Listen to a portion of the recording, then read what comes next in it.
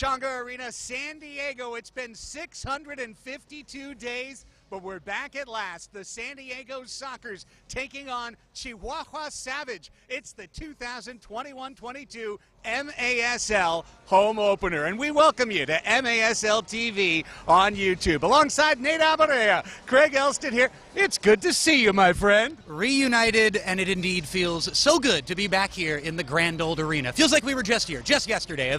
Some things have happened, but we're back. In fact, it was March 8th, 2020, but who's counting? The last time the Sockers were here for an 8-3 win over the Tacoma Stars. What happened in between? Well, the Sockers played an all-road season in 2021, played 10 road regular season games, 7 road playoff games, and they won the Ron Newman Cup. You will see this team receive their championship rings. You will see the 15th banner drop just momentarily. But then we've got the game, the Sockers and the Savage. And when you look at this Sockers team, off to a 10-7 win in Tacoma in the season opener, Leonardo de Oliveira, a goal and an assist. But we're talking about Brandon Escoto. I tell you what, Churras, 2 goals, 2 assists in the opener. It's great to see him getting back to his old ways of scoring and assisting and being an electric playmaker. It's what we love to see. Plenty of neutrals tuning in tonight, everyone getting hyped for Major Arena Soccer League action, and the Sockers fans most certainly grateful to see Escoto in the form that he's in. Meanwhile, Chihuahua opened up their MASL all-time record with a 6-3 loss to the Ontario Fury on Wednesday. Hugo Puentes expected to really power this offense. 100%. Look out for Hugo the same way that we're looking out for Escoto. Those are the 2 players who we're predicting to bring the most electricity to the game this evening, and that's what we want to see. We want to see electric playmakers out there doing their thing. Churras versus La Roca. We will be back with the opening kickoff and the ring ceremony next, right here on MASL TV.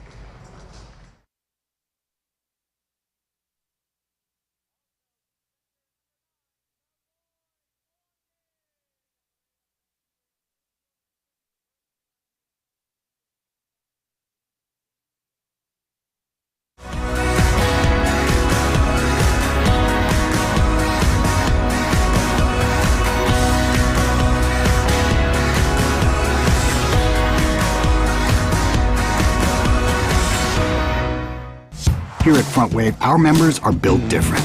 They don't just talk of success. They roll up their sleeves and get it done.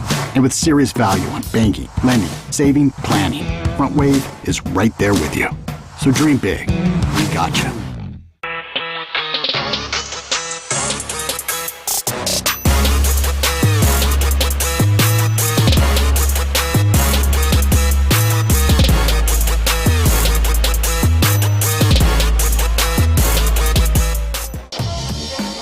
Your team. The perfect fit. The game ball. Are you ready? Soccer Loco, next level performance.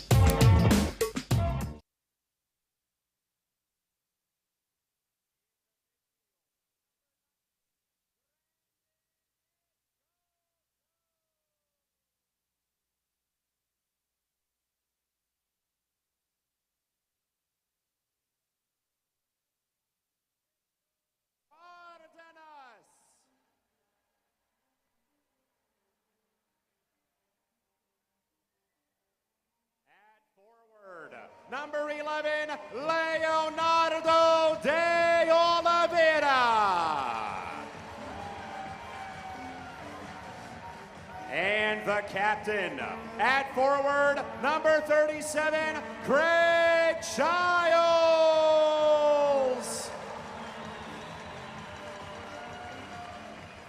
Ladies and gentlemen, your 2021, 2022, and 15-time indoor champion, San Diego Sockers.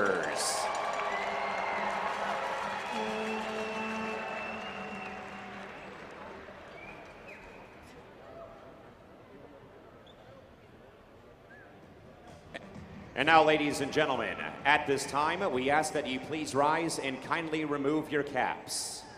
And now, as we honor both of these great nations and their armed forces serving their respective countries at home and around the world, please welcome to midfield this evening, Rafael Bravo in the performance of the national anthem of Mexico.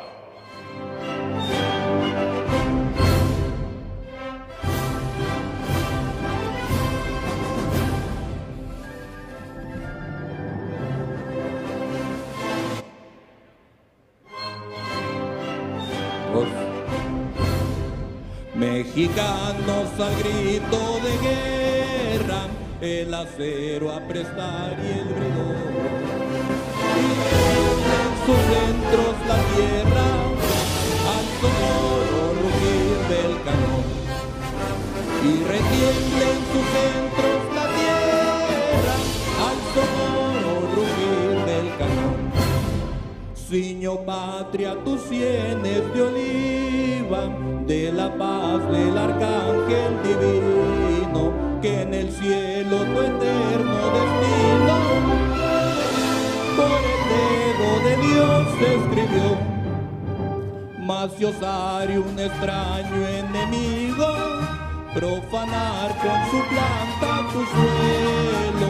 Pienso patria querida que el cielo un soldado en cada hijo te dio.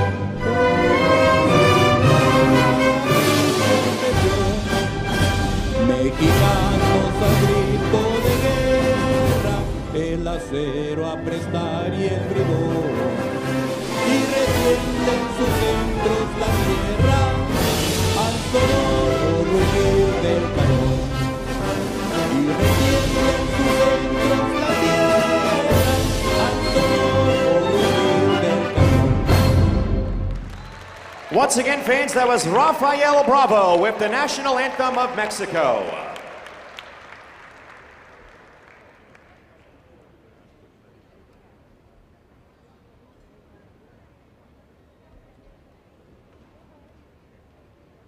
Fans, we ask that you please remain standing.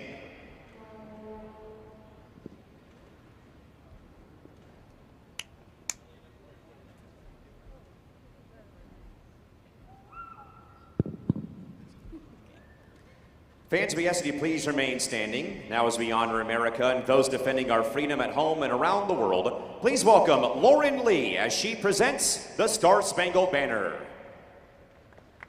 Oh, say, can you see by the dawn's early light what so proudly we hailed at the twilight's last gleaming, whose broad stripes and bright stars through the perilous fight o'er the ramparts we watched were so gallantly streaming, and the rocket's red glare, the bombs bursting in air, gave proof through the night that our flag was still there. Oh, say does that star-spangled banner yet wave o'er the land of the free and the home of the brave. Once again, fans, Lauren Lee with our national anthem.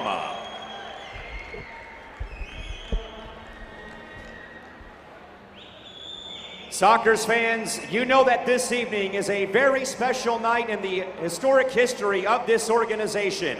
To tell you more about it, here's the voice of the Soccers, Craig Elston. Thank you so very much, Callan. Thank you to everybody.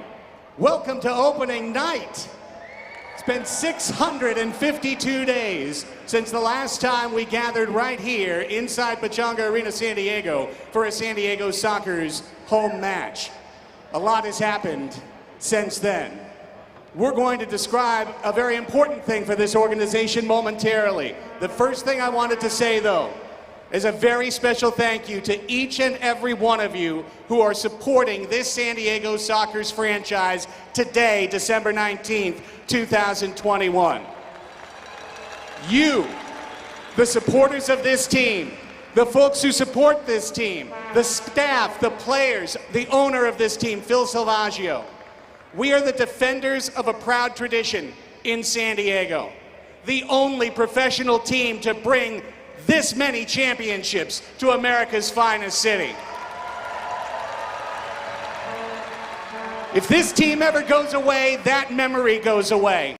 So let us all vow that that will never happen. We're going to be moving to our own arena in 2 years. We're going to control our own affairs, but you help control the fandom and the passion of this team. Support us loud and proud to everyone you know. Now, ladies and gentlemen, in 2021, the Sockers could not play in front of you. The state of California did not allow for any indoor games to be played with fans present. So our owner, Phil Salvaggio, decided, money be damned, we're going to play an all-road season. No money coming in, hopefully a championship coming out. The team played 17 road games. You want to know what happened? Let's watch this video.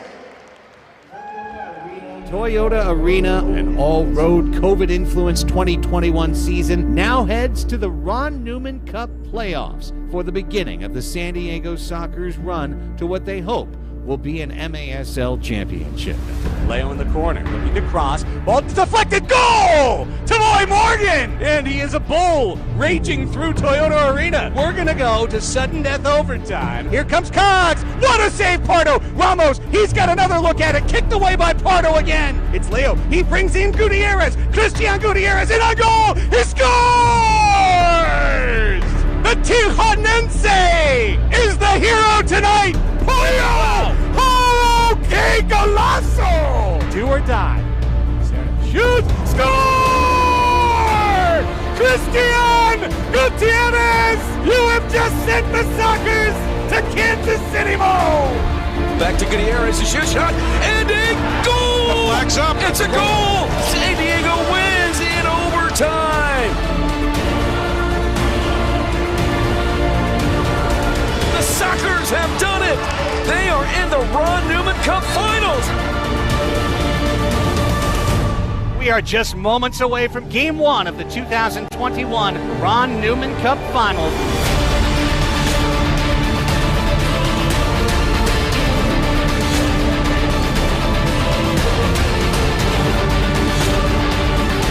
The Ontario Fury win this game 2. We're heading to that mini game. The mini game is live. 1-1. It's Serta. He scores! The Sockers lead it 3-2. There's 10 seconds left in the game.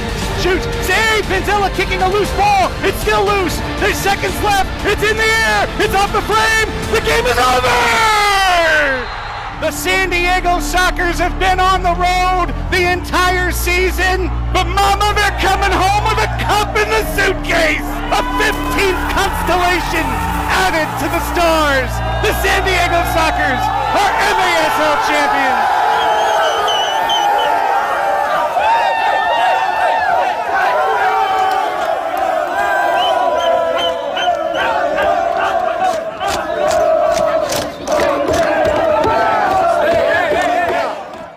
This is something we're doing for the 15th time in franchise history. Let's hand out some rings.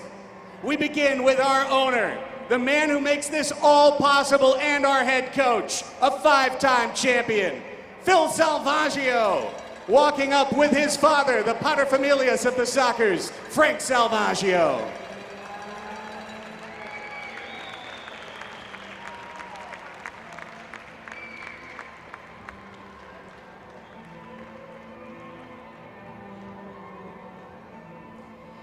Our assistant coach and the head coach of ST Sockers 2, Renee Ortiz.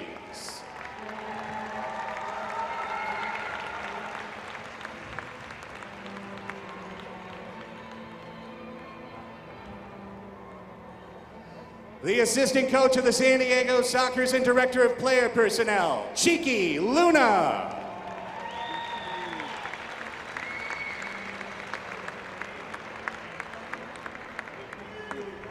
Our head athletic trainer, Paul Savage. If you want to know who the MVP of this team is, he's walking up to get his ring right now. Assistant athletic trainer, Anne-Marie Alf.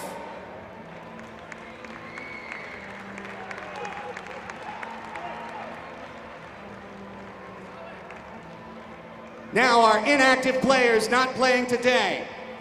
His 4th ring with the Sockers, his 5th overall, number 7, midfielder Brian Farber.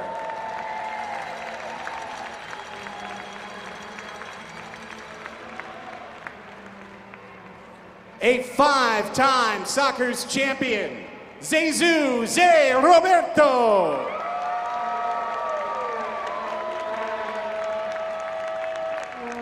Jesus, this ring's for you.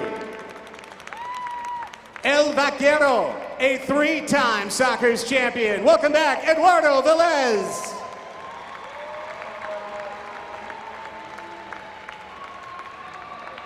Another 3-time Sockers champion and one of the head coaches of Cardiff Sockers, Raimundo Reza.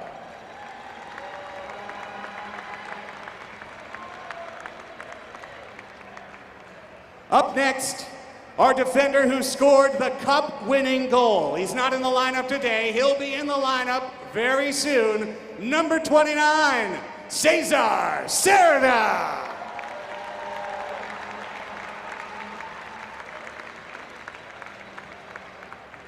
Another man who we are hoping to welcome back to the lineup very soon. He co-led the team in playoff points. Number 63, midfielder Iram Pollo Ruiz.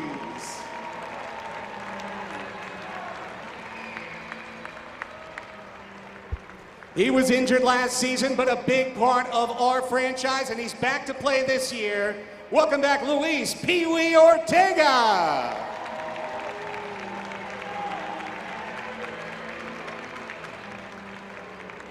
Now from the starting lineup, all this man did is score 3 golden goals and assist on another. El Gladiador Dorado, number 4, Christian Gutierrez.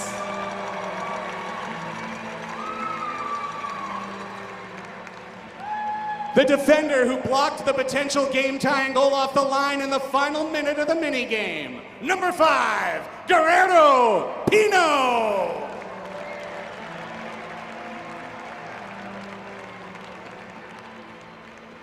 For years, this man had been knocking on the title's door. He broke through in 2021.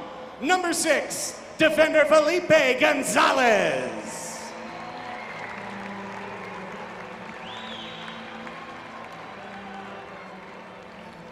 When he came to this team in a late season loan, everything changed. Now we made a trade, he's back for good. Forward number 9, Tavoy Morgan.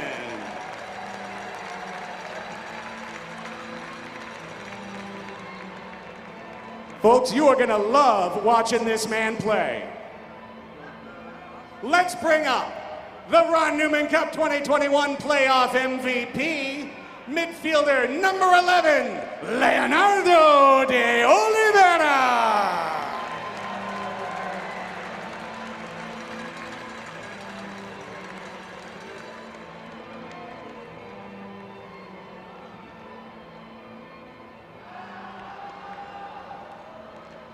Defender number 31, Mitchell Cardenas.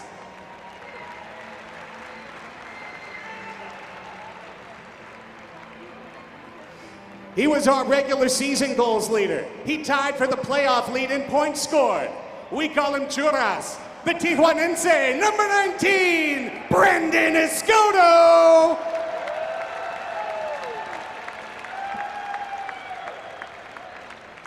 Another Tijuanense, one of our young guns, number 97, midfielder Gerardo Jurado.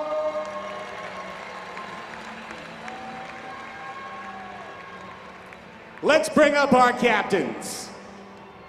He went 3-0 in all 3 games won of the Ron Newman Cup playoffs. The 2018-19 goalkeeper of the year, number 27, Boris Pardo.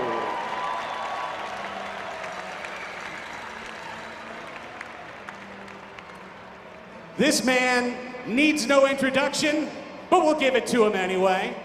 All he did was assist on the cup-winning goal, picking up his 5th championship ring. Your captain, forward number 37, Craig Child.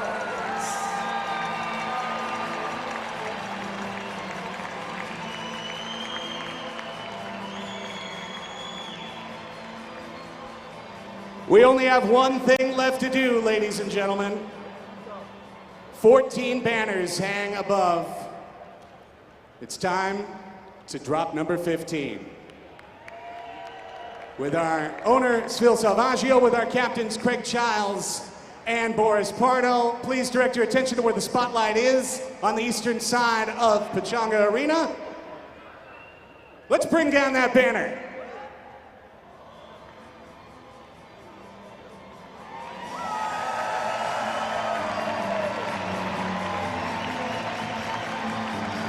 Ladies and gentlemen, your 2021 Major Arena Soccer League champions. Welcome them back home, your San Diego Sockers.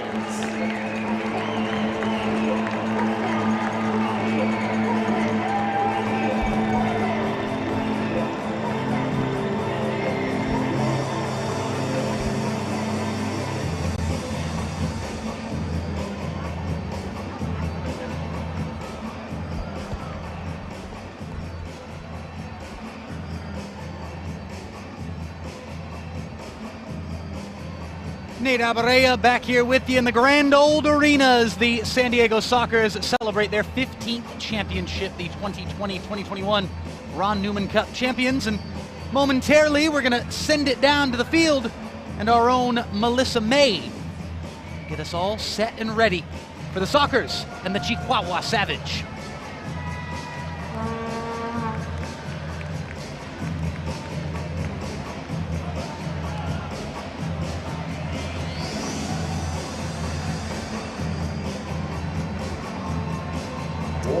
Now, last year, several teams took the season off because of the pandemic. One of those teams was the Harrisburg Heat. And the Sockers benefited from that because they signed Heat's player Tavoy Morgan on loan about halfway through the season. Now, Morgan is a true target forward, so he's able to command and control the ball in opponent's territory, which allows players like Leonardo de Oliveira to play in a position that he feels more comfortable with back in the midfield and where he won the Ron Newman Cup MVP. Now, the Sockers officially signed Morgan in the offseason, and this 26-year-old is one of the youngest members on the team, and that's good news for the Sockers' long-term goals. Back to you.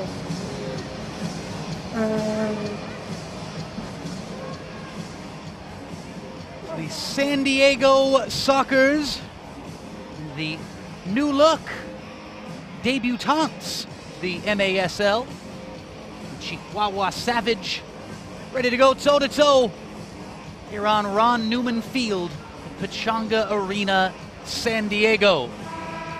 We're going to take a 30-second break, and when we get back, we'll bring you the starting lineups, the opening kickoff, and Craig Elston might make his way back up here. We'll be back after this.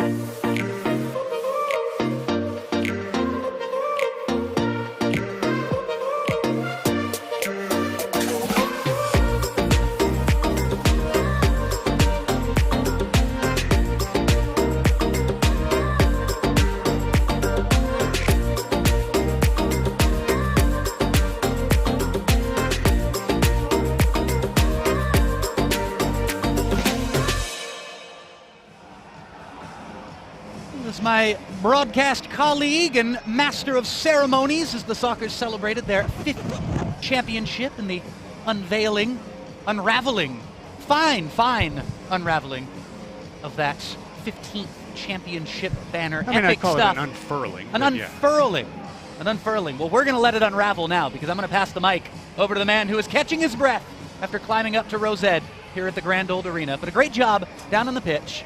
Master of ceremonies and your play-by-play voice of the San Diego Sockers, Craig Elston. How you doing, sir? Doing good. I thought they would shorten those stairs in the 2 years since I was here. Added a few. Did seem like they added a couple. Nate Abarea and Melissa May, our TVX video crew. It is so great to be alongside one and all. It's a proud moment. 652 days between home games. The fans are back. This was a tough week in many ways. And we are very thankful for everyone who came out to Pechanga Arena, San Diego. It's Sockers, it's Chihuahua Savage.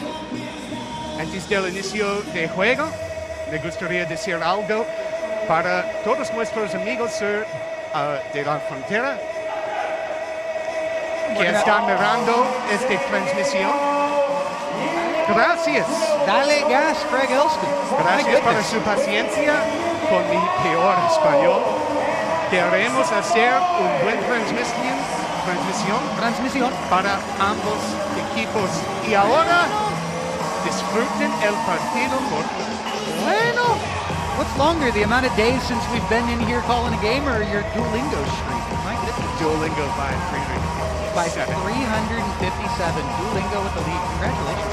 Good stuff. Chihuahua Savage in the white with yellow across the chest, white socks, red trim that will run left to right and east to west across your screens on MASL TV. The Sockers in their brand new home blues with the dark blue diagonal stripes from right shoulder down to left hip. The yellow socks, the flight kits, they are ready to go. 15 minutes on the clock. Comenzamos. The Sockers keep Chihuahua Savage live on MASL TV on YouTube from San Diego, California. It's great to be there. Like we never left. Into the corner for Hugo Puentes. La Roca had a goal. And there's going to be right away a little bit of mistake by Brandon Escoto. Punted one off his foot over the top of the arc.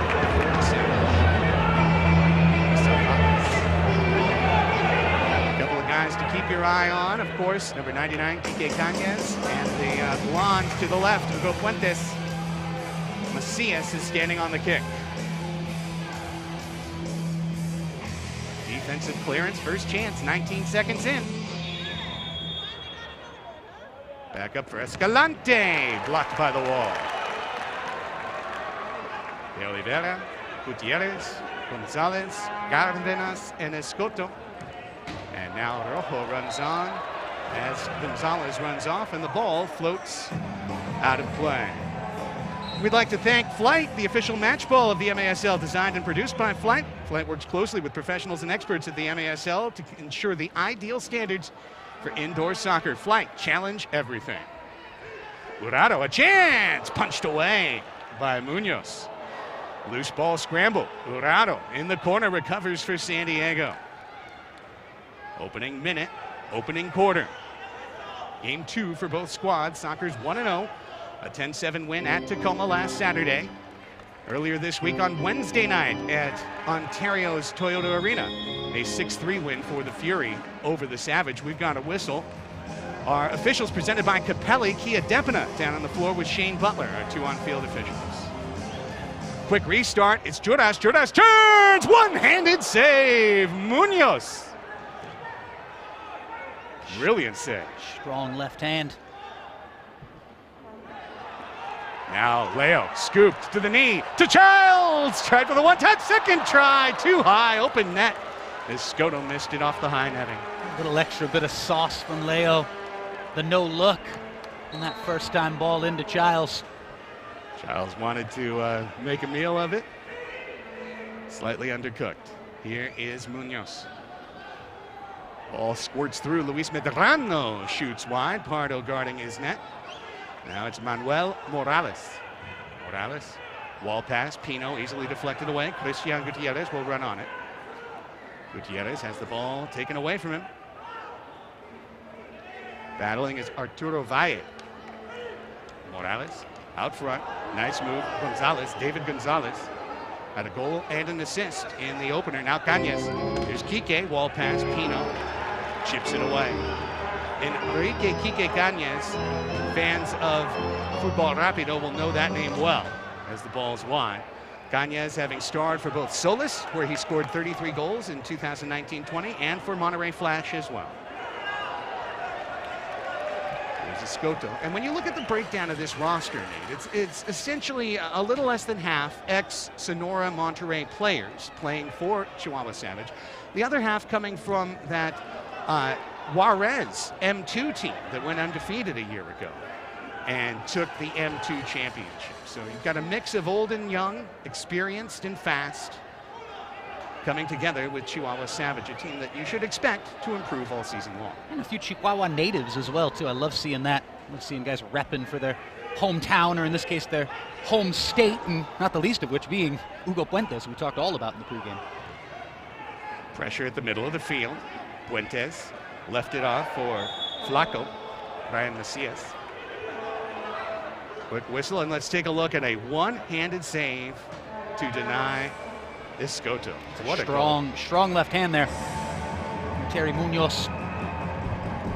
Denying a strong left foot. First 3 minutes have crept off the clock. I'm all here for lefty night. Morales stumbled as he was looking for the ball and then bumped into Jurado. Jurado. Little battle for possession in the middle. Gutierrez chips ahead. Can Escoto find it? Tracks it down with his forehead. Speaking of lefty night. Here's Brandon Escoto. Chips it through. A baby bouncer. Ivan Munoz was able to handle. Sockers showing high pressure. Morales. Forced back to the keeper. This is the last touch allowed now. Rule 12-12, the new rule in the MASL for 21-22. One touch by foot per possession for the keeper. Here's Felipe Gonzalez. What happens if they play the keeper twice? It's a spot foul. Down low, good play. In the corner, sharp angle. That one was off the wall, just next to Pardo. Pino, nice step to get past Puentes. Here comes Guerrero Pino with men all around him. Pino got quadruple teamed. Couldn't let the ball go in time. 4th minute elapsed. Field a bit spread out. Juan Manuel Rojo steps in to break up that pass. Chip down. Fighting for it, Jorge Gonzalez. Back to Roberto Escalante, who's played for both Solis and Flash in his career. The 33-year-old out of Hermosillo in Sonora. Sockers without one of their starters and key players today. Juan Carlos Charlie Gonzalez, unable to answer the bell due to illness. Has not been around the team the last 5 days. Hope to see him back soon. His brother Jose Gonzalez also held out as a contact. Cesar Cerda, Luis Piwi Ortega, 2 anticipated starting defenders, both injured and on the shelf right now with various lower body injuries, both week to week. Soccer's next game will be in 2 weeks, right after the new year, January 2nd, here against Ontario Fury. Love to see my man Jamie Lovegrove into the match for the first time. Back in a Soccer's uniform, the pride of Crawley. Crawley on pressure right now. Great pressure. And a top of the arc opportunity. There it is. Lovegrove ran on, hustled the turnover, gets a high five, he's back on the bench. That's a gritty performance. Make any Crawley Town supporter proud, that one right there. Good stuff, Jamie Lovegrove. Yeah, Lovegrove, I think, is an underrated acquisition this season. It's Leo stepping over, Childs faking. Jura, shoot, goal! Gerardo Jurado opens the scoring, 1-0 Sockers.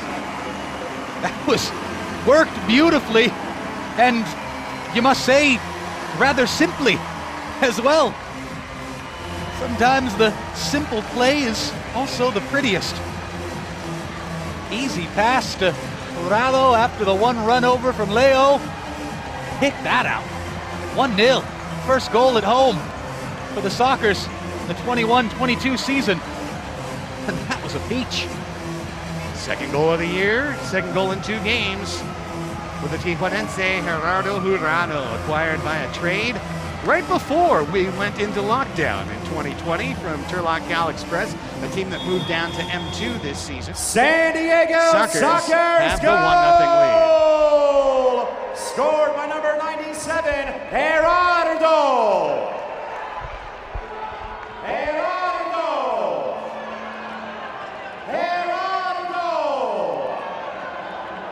Thank you. This is number 19, Brandon Escoto. Top of the goal, 4:53. Again for the Sockers, the goal by Gerardo from Escoto at 4:53. You heard Calvin McClurg with the announcement downstairs. Oh, you heard him. It's going to take a while to get our crowd retrained to do the Bayern Munich call and response for the goal, my friend. It's been 652 days. Habits are easy to break after that length of time. Callahan ripped down to the floor, and they'll call a common foul, and that one was on the edge of La Tarjeta Azul. So the Sockers take advantage, and remember, Jamie Lovegrove doesn't get an assist for that goal, but he should at least get a cookie after the game, or an extra slice of pizza, because it was his pressure that forced the turnover, that forced the free kick, that forced the goal. 6 minutes now elapsed, 9 remaining on a running clock. First quarter, first of 4 15-minute quarters. Brandon Escoto, marked by Kike Cañas tightly. Forward, Leo, what a lovely touch out of midair to get that ball back to Craig Childs. General Manager Sean Bowers, the man on the National Soccer Hall of Fame ballot this year. An indoor stalwart, a 5-time champion of his own right. Baltimore, Detroit, man who's seen a lot. Said to me and the assembled crowd at that home opener, Leonardo de Oliveira has as good a touch as anyone he's ever seen in the indoor game. I believe it. He said, as good as the pizza man Stan Stamenkovic? He said, right there, right there. Those are big words, man. That's a bold statement. Pino, juking and jiving. Now Leo, finding his man. It's Juan Gonzalez, backheel pass! Lovegrove denied by the hands of Munoz. Great idea. I love the off-the-ball movement from Jamie Lovegrove as well. Here is Juan Gonzalez. Mitchell Cardenas tracks down the loose ball. And Boris Pardo yet to be tested. Organist Bobby Cressy in the house. How about that? Love to hear him stroking the ivories. They're not really ivory, they're probably plastic. It's a keyboard, nonetheless. Point is taken. That wasn't a passé terminology at all, Craig. No. No. Well, you can catch me with a few. Sometimes on a podcast I say we're taping. There's no tape involved, it's all digital. The fine line between nostalgic and archaic. Yes. Welcome. You ride the wave well. Me walking anachronism here, saying welcome to the broadcast. Blocked by Childs. And dropped back. Childs has it again. Little tiki-taka off the knee. Back to Cardenas, who's got the entire northern wall to run.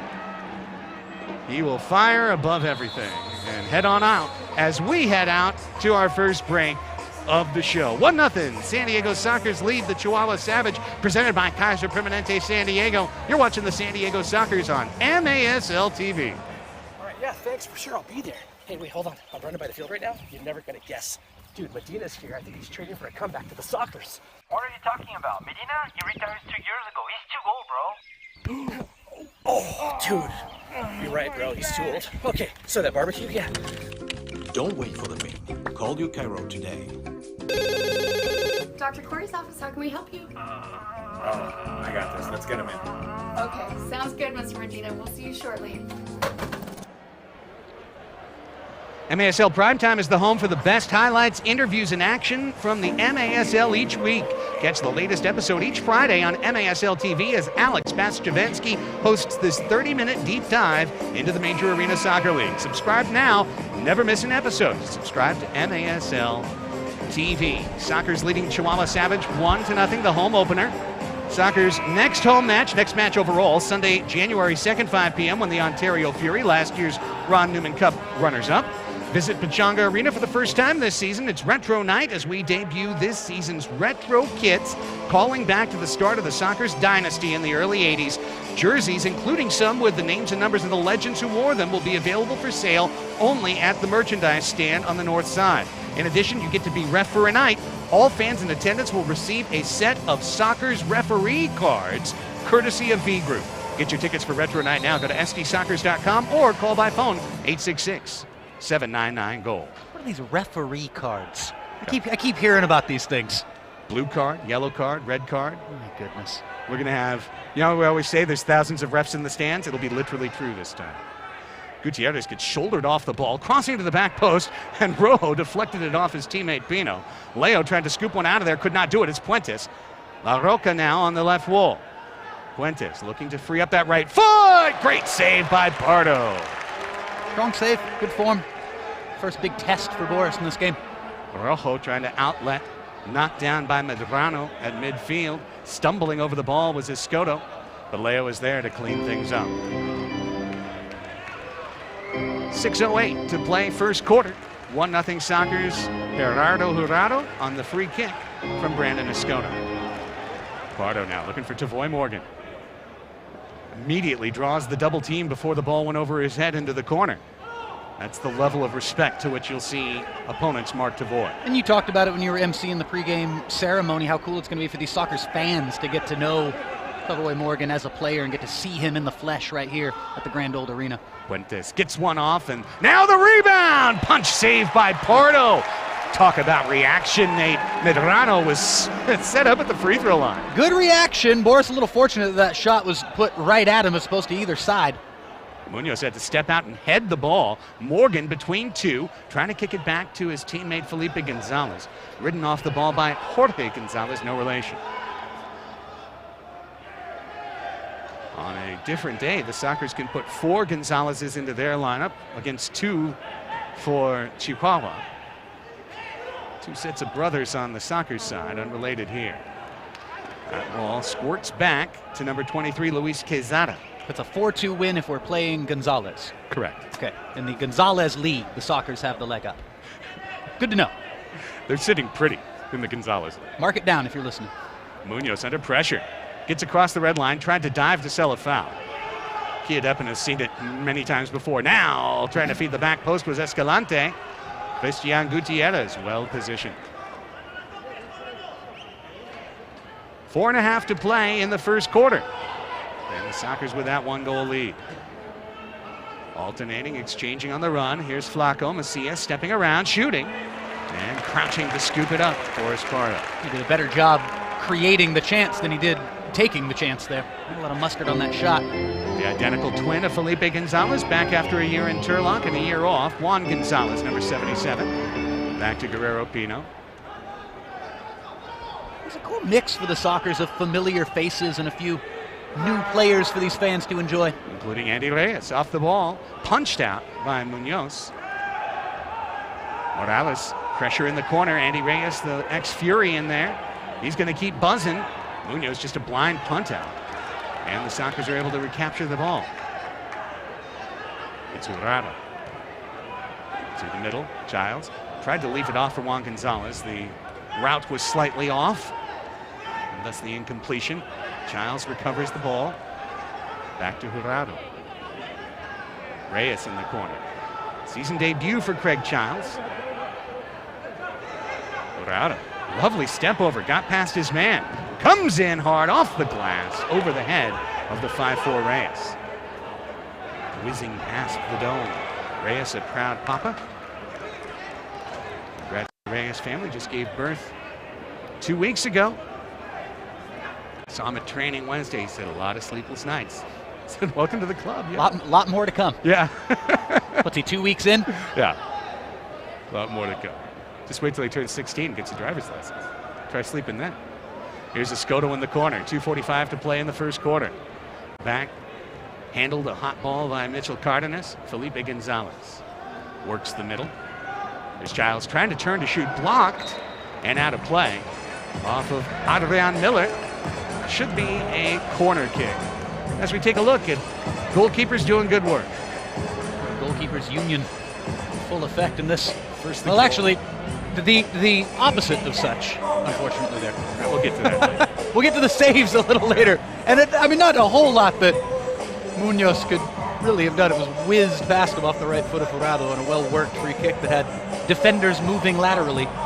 Been a couple of big saves made by both keepers in this first quarter. Wall kick. Oh, Leo wanted to just rip the half volley there. 3v1 the other way. They're stretched out. Gagne's lovely by 2 players. First, Cardenas and then Childs to disrupt that 3v1. Can Escoto run on this ball? Escoto battles, gets it, shoots! Punch save, Munoz. Just as I was about to say, I'm liking what I'm seeing from Chihuahua. They blow a chance on the offensive end and then almost give one away at the other end, so a little get out of jail free card there, though, for the visitors from northern Mexico. Still trailing by just the 1 goal. Fuentes, so strong on his feet, puts the shot on. Good save, Pardo. Wall pass, could have been a handball. It's loose, Pardo's got it. Now on a thrown distribution, that doesn't take Pardo out of the play. It's only when he kicks it that he's taken out of the play by the new goalkeeper rule. Not a 3-line ball. Lovegrove fighting for it in the corner. Ball still live. Rojo steps in, squirts it loose, but Ivan Munoz is there. Look, we've been back together for less than 14 minutes. I don't want to start arguing about rules or getting anybody back at the league office upset, but I've heard some displeasure with this new rule. I'll leave it at that. I've also talked to mostly goalkeepers. Yeah, so. goalkeepers don't like it. Yeah, kind of one particular subset that hates the rule. Everyone else is pretty cool with it, but goalkeepers, not so much. Keepers like the ball in their foot. As they should. It's the modern game, even in the indoor ranks. It's keepers playing with their feet. Great idea. The execution just off between Morgan and Lovegrove there. Fuentes now with the Rojo in his hip pocket. 15th minute of first quarter is live. 1-0 Sockers trying to preserve or build this lead into the quarter break.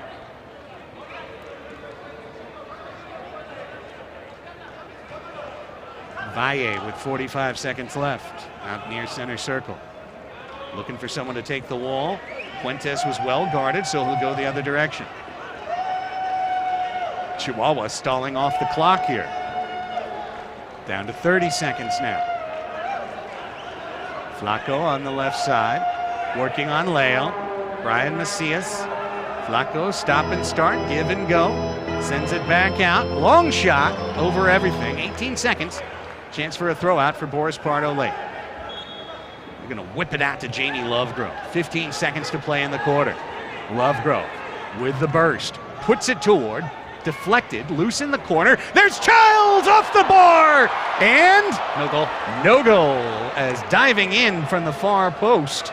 Looks like Callahan down there. The horn sounds to end the first quarter. Childs thought there should have been a whistle. But the Sockers are happy to take a 1-0 lead into the quarter break, taking advantage of a free kick right off of the training ground and into the net. Gerardo has the Sockers up 1-0. You're watching the San Diego Sockers on MASL TV.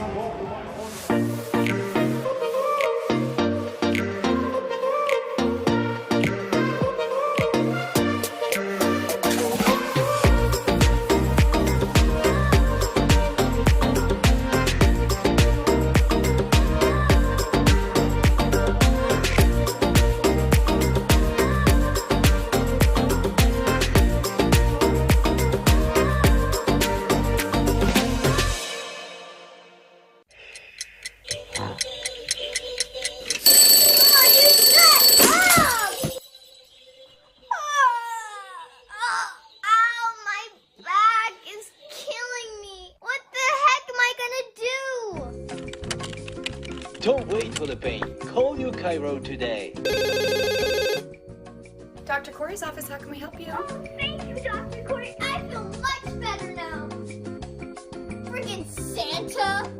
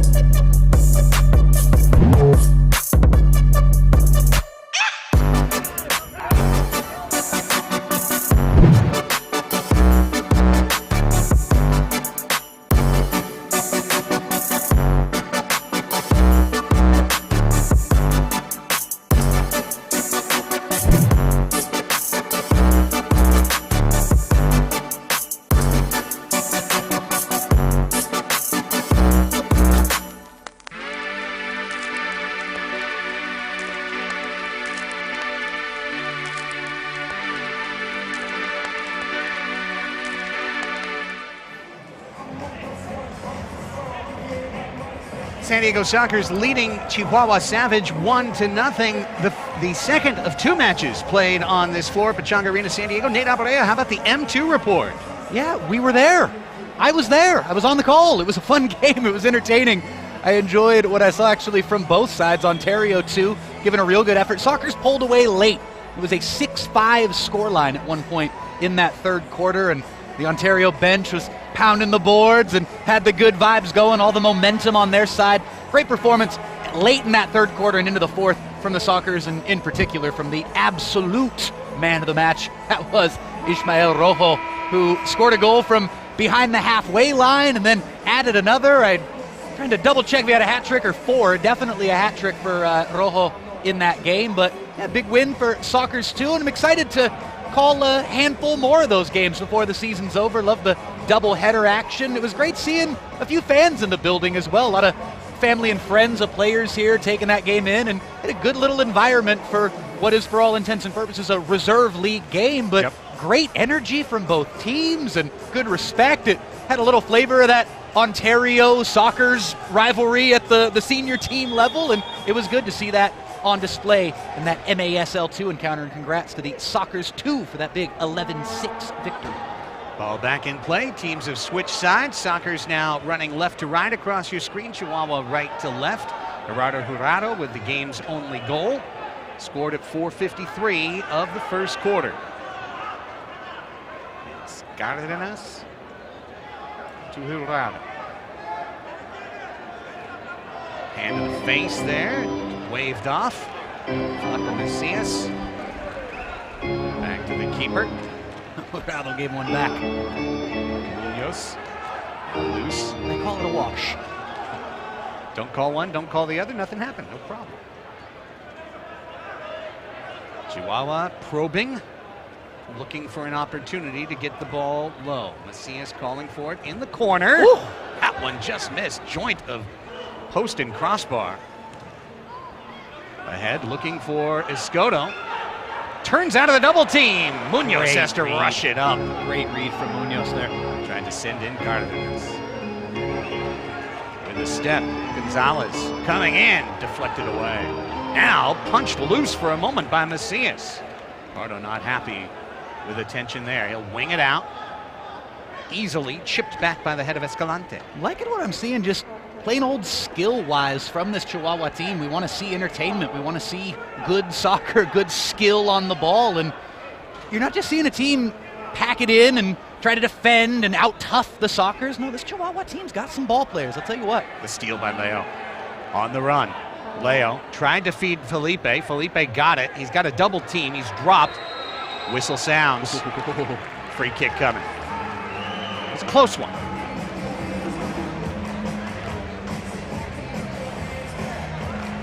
Check this one out here. The foul against the visitors. Said it was debatable. Childs booms it. Great save. Great save from Munoz. Almost took him into the goal. Puentes now. Hugo Puentes stopped, got the ball. Chipped from the ground by Childs. And the attempted outlet was read well by Adrian Miller. Another debatable call, or I guess I should say a non-call there with Greg Childs moments ago. Here's Durant. Gerardo Allen Durant. No relation to Kevin? We do not believe so. Okay. We have our Wikipedia folks working on it. Jerry Durant now on the right side. That shot blocked away by Leo, denying Jorge Gonzalez. Uneasy quiet settling over Pechanga Arena San Diego as Quique Cañez steps through. And that's credit to Chihuahua. They are possessing the ball, playing good, skilled soccer. Durant. Off of the outside of the leg. Unlucky bounce there. Or else Gonzalez is coming on in. Jorge Gonzalez fighting for the ball. Still battle there. It looks like we're going to get a jump ball down there, a drop ball. A jump ball. Well, are we bringing KD back? All right. Yeah, all right. Exactly. You had which Durant side has on the Durant? Mind. Okay. Yeah, I had Durant on the mind. Cool. Great save by Munoz. We see it right there. That ball was knuckling too. In the corner, the battle for possession. Schwartz does all he can just to punt the ball out. Puentes now leaves it. Shot blocked by Escoto. Well done, and he's on the run with Gutierrez in front of him. Pushes the ball in front. Christian Gutierrez into Munoz. What a ball from Escoto. That was almost the most glorious Tijuana connection, harkening back to the 18-19 season. Poked away by Rojo. Jamie Lovegrove's on the ball, on the bench wall, sends in Rojo. Juan Manuel Rojo. Here comes Rojo. He shoots it off the wall. Midair, Pino brings it down with his chest. Guerrero Pino, right past Morgan, tried to laser in a shot. Knocked away by Montegrano. And now the whistle at midfield. It's David Gonzalez on the ground. See a few big stops from Munoz. First that one getting the full body behind it in midair. Joke's in, that shot from Childs almost took the goalkeeper into the goal. Great strong palms there. Keep that one out of the back of the net and keep his team down by just one. It's a fun game. Minute 20 of this one right now. The goal came in the 5th minute from Gerardo Jurado. Now a loose ball. Juan Gonzalez lifts it to midair. Bobby Cressy getting the crowd going. Headed by David Gonzalez. Chipped down. I know you're a big analytics fan. I would like to get final numbers on Bobby Cressy this evening. I'd like to know chords, keys touched. Major, minor. Right. We've got the stats crew working on it. Song chart, which ones garnered the best response from the crowd. Yeah, Depeche Mode When and Please Don't More. get me going. It's been 600 days. Don't get me going with the Depeche Mode yet. Gotta pace myself. You know I just can't get enough. Back to Escalante. I mean, I shouldn't laugh at it, but I did. Here's Christian Gutierrez. Just enjoy the silence. Wangan. Lovegrove waiting for that ball. Tried to sidewall pass it blind. It was a really creative idea. Macias, however, is able to dipsy-do his way out of pressure. 5 minutes walked off the clock now. Shots are 10-5 on the scoreboard in favor of the Sockers. Score, however, is a paltry 1-0. That's one of those ones where it's not necessarily like that early rounds of a boxing match, each team feeling each other out. There have been chances both ways. It's been an entertaining game. It just happens to still be 1-0. Felipe to Craig Childs. Childs under that hot pressure from Hugo Puentes. Now Pardo gets his one touch. Pardo's now out of the play. Ooh. And this could be trouble. In fact, here we go. Puentes with the chance. Sliding stop. Back at it. Wide open. Cañas misses. They made it in. Snuck it into the side netting. Wow. 1-1. But that was a defensive breakdown. And definitely Rule 12-12, Nate, played a major factor in that play. Yeah, it's a defensive miscue that gets possession, but that's lovely. That took two people to the floor. And the patience back for the finish from Cañas. Wow. The finish from Cañas, but all credit here has got to go to our pregame focus, La Roca, Hugo Puentes in full effect. Yeah. He took two Sockers players, including the goalkeeper, to the floor with this move right here. One man to the floor, two men to the floor, and then calm enough to not get greedy, play the simple pass back, and that's ultimately be in a little bit slower motion than normal. One hell of a 1-2.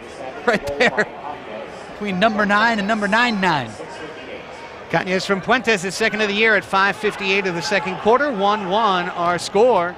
Sockers and Savage. Entertaining contest. It's been a good one. Munoz is looking for some place to throw. He's found an option. It's David Gonzalez. And now some form here as Kike and the Savage go to work. Quezada. Left-footed lift, looking for David Gonzalez.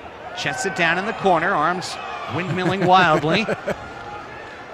Turning and shooting, down low, punched away, still loose. Knocked out, red line. The shot, wide of Pardo. Juras chipped off of his foot, trying to dribble his way out of trouble, trying to dribble three guys, finally passed the ball. Smart at the end. After getting a little push, here's Tavoy Morgan. Morgan on the Kaiser Permanente logo. We'll back it up in the Sockers possess. 7:38 to go, second quarter. And a 1-1 tie. Now Morgan looking to break that tie. The target spins to the left, shoots up the right post. I like the Sockers slowing things down though and letting Escoto kind of run the point there. Yeah. Because Chihuahua had pretty much dominated most of the second quarter. Morales. Now the keeper gets his touch. Now the pressure comes. Deflected. Keeper cannot touch it. Oh, no, because Gutierrez got the deflection. That's right. Changes possession. I feel like that rule is going to have some gray area before the season is over. Leo, stutter step. Yeah, you're going to wonder in one of those little quick battles along the wall, will the touch be noticed? Exactly. Here's Leo. Precisely what I was alluding to of what's going to classify a deflection, resetting possession. Right. Nice play by Puentes. Read that pass perfectly and ends the possession. Now turns Cardenas. He's got a half step. Hugo Puentes, La Roca blocked away. Still fighting for the loose ball. Felipe Gonzalez does well to get it out. And it's Leo with Childs ahead of the play, but too many men in between. He's one hell of a player, Hugo Puentes. A lot of fun to watch from way up here. I hope you're enjoying his exploits wherever and however you're watching this one tonight. Soccer's coaching staff and players certainly not enjoying the Chihuahua number 9. He's been a handful and then some. Pino, back to Felipe. Well, you understand why Monterrey was so good a couple of years ago when La Roca was like the 5th or 6th best player on the team. Right. Torres Gonzalez, Vaca, Aguiar, all of these stars, and then you had a guy like La Roca right in the middle. Bardo under pressure. Childs trying to get on this ball. He shielded the man off for Lovegrove to step in. Foul called against Childs. They called the foul. Devoy Morgan. He can do it with both feet, Nate. And it was good hold-up play initially. Escoto was really patient. Let the center of the field kind of clear out. Just played a real clean little entry pass. A little bit of a almost basketball play. It was him posting up a defender, spinning, and hitting a shot at goal. Jurado saw Gutierrez. Now he's going to make the run himself. 2 men around him. Escalante with his... well, they'll call the foul on Jurado there. Both guys had their arms out. That was a 50-50. Tough call. You see another look at it right here. Both going toe-to-toe. It's that second man right there, kind of a little swing of the right arm after an arm had swung at him. Loose along the low wall. Juan Gonzalez in trouble. Double team. Stayed in. Gonzalez off the wall, but reading the carom was Pardo. Pardo from that chance. Conway Morgan. Sockers haven't had a whole lot brewing in the second period. What's going to be the spark for the home team? 10 minutes done in this quarter. Under 5 remaining. Pressure shown here. Now the keeper's out of the play. And now he's back in because the Sockers have the ball. Pino thought he was feeding Juan Gonzalez. Gonzalez was coming off, and that's returned possession to Chihuahua. Now look out, it's Cañez. He shoots! Pardo got a touch on that, it looked like, as it sizzled toward the far post. Back in feeding Cañez. Cañez looking for it with the left foot in the left corner. Rolls it back out. The shot! Punched away, Pardo! Great contact on that shot from Escalante. Good goalkeeping from Pardo. That was a blistering drive. Taking the first time with a lot of momentum coming onto his foot. He didn't take anything off his swing. Now another chance. Valle into the wall. Chipped away from the man in the middle. Fight for possession. Churras trying to go for the steal. Instead, Escalante comes in. Escalante's clean. Steps around Rojo. Sets up his man. Tipped down into the corner. Good ball movement. Pino disrupts the play. He had Escalante waiting at the top of the arc right there. Back to Roberto with under 4 to play before halftime. No whistle. Churras pushes his man off the ball. Escoto. Escalante dragging him down. Play on. No call to no call. 2v2. Played back. The shot. Kicked away. I should say punched away by Rojo, except he held his hand to his chest to deny a handball call. Very deliberate. Held it there an extra second and a half just to show that it was nowhere outstretched. Gerardo Alan Durant. With 3:20 to go. Again, Churras been going for a lot of steals. Just like in basketball, risky if you miss the 1v1 steal attempt. I wonder how much of that is by instruction. How much of that's him trying to... A chance. The shot! Just left. Still open. Good read by Pino. Trying to feed out Lovegrove. The counter is on with Gutierrez. Lovegrove took a look. He'll shoot. Punched away. Gutierrez! Not Another save, Lovegrove, and blocked away. Wow. Brilliant work by Chihuahua. Munoz scrambling. Lovegrove keeps the play alive, so does Gutierrez. Back to Cristian, away from him. 2:36 to go in the half. Exhale, everybody, and round of applause to Ivan Munoz. Now Fuentes looking for it. Leo's right there with him.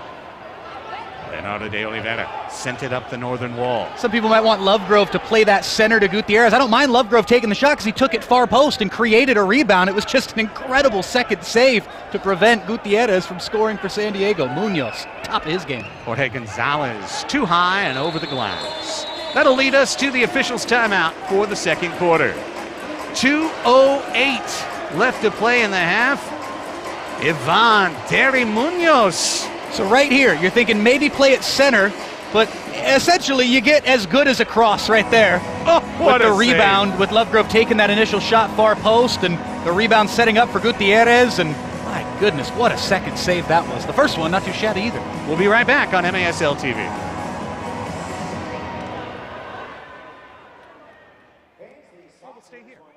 In which case, I can remind you that Soccer's Overtime is your weekly San Diego Soccer's MASL podcast, and now a live show weekly on Twitch.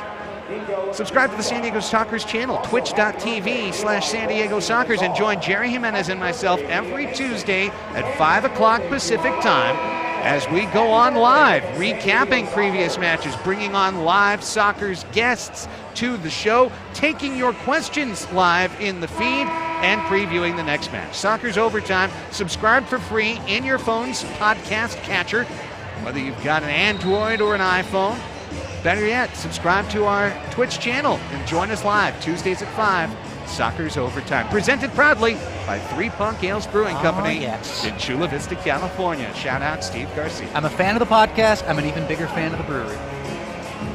We'll be live in January down at Three Punk with a live taping. See the old man? A live taping. It's digital. There's live no tape. taping. There's no tape at all.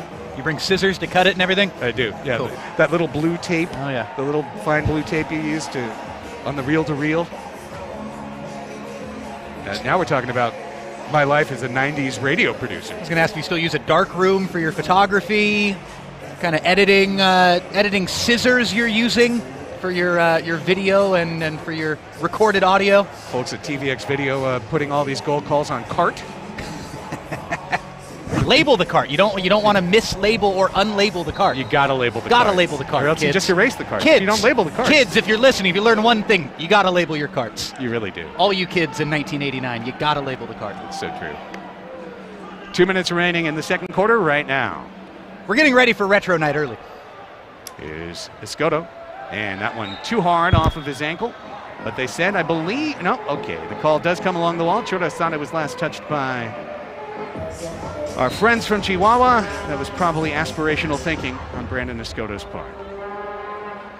Escoto, oh, look at that by Childs to knock it down with a high boot. However, right back to the feet of Chihuahua. He stretched his groins before the game.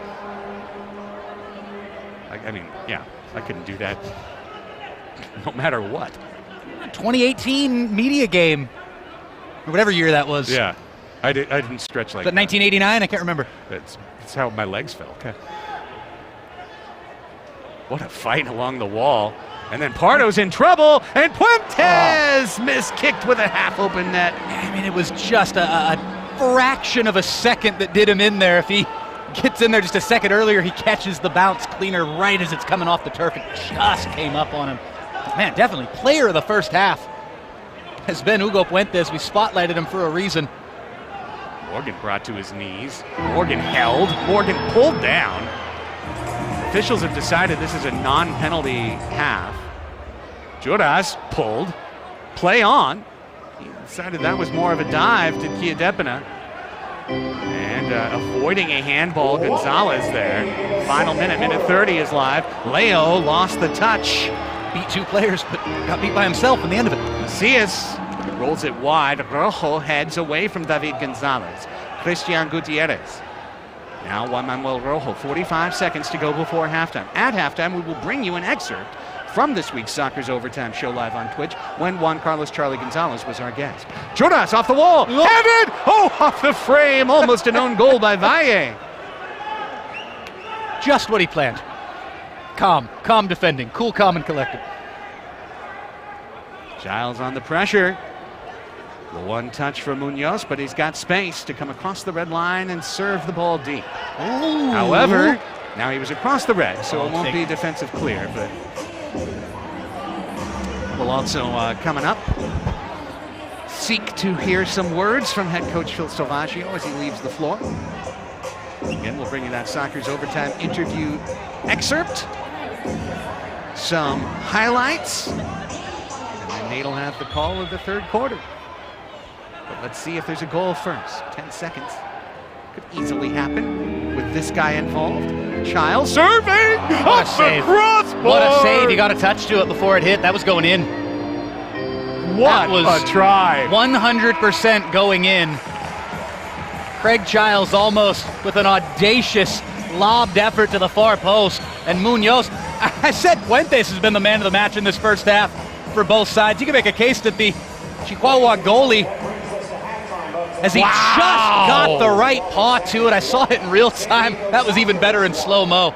I take it back. Fuentes, not the man of the match in the first 30. I'm giving the nod to Munoz. He's been absolutely dynamite for the visitors from northern Mexico. According to the scoreboard, 13 saves. We'll get the official total a little bit later. We see head coach Phil Salvaggio going over to speak to his family in the stands. As he normally does, we recap the scoring while we wait for Phil to make his way to our broadcast position. First quarter, 1-0 San Diego. Gerardo Jurado finishing off a top-of-the-arc free kick on the pass from Brandon Escoto at 4:53 of the quarter. The second quarter, though, was truly all Chihuahua. Great saves by Munoz to deny the Soccer's attack, and Enrique Cañez with his second of the year from Hugo Puentes at 5:58. And that wraps up the scoring. Our scoreboard shot totals: 14 shots on goal for San Diego, 8 for Los Salvajes de Chihuahua. For Nate Abarea and our TVX video crew, I'm Craig Elston. As we head down to the field now, our sideline reporter Melissa May standing by with Phil Salvaggio.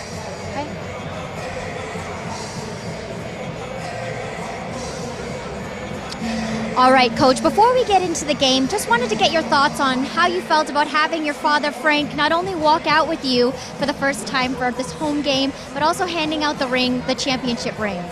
Yeah, it is so special. Emotions, I can't even explain it. It's one of those things, it's honorable. I know it's my 5th champion, but I've never been on the field with me, so it was real special. What were your first thoughts when that banner came down and revealed itself? You just want to get another one. It's maybe a greed factor, I don't know, but that's all you want. And as I said, this is the first home game in over 650 days. How nice is it to not only be playing on a home field, but to have fans in the stands? It's really great to have the fans, but it's been a big distraction for us on the field. So, we're kind of used to being on the road and being by ourselves, so having our fans, worrying about tickets, worrying about the rings, we didn't have a good half, so hopefully we put it together. Well, are you taking anything good out of this half? Nothing really. I'm lucky to be 1-1. Well, Coach, what is kind of your message that you're going to walk into the locker room with? We're going to regroup and hopefully come back out with a better second half. All right, thanks, Coach. Welcome back. Back to you. Thank you so much, Melissa May. Let's take a break. It's halftime. Santa's made it here. When we come back, as mentioned, every Tuesday at 5 p.m., Jerry Jimenez and myself bring you Soccer's Overtime live on twitch.tv/San Diego Soccers. We welcomed on the newest soccer Juan Carlos Charlie Gonzalez. You'll hear a part of that conversation next. It's halftime, 1-1, the Soccers and Chihuahua Savage, and you are watching MASL TV on YouTube.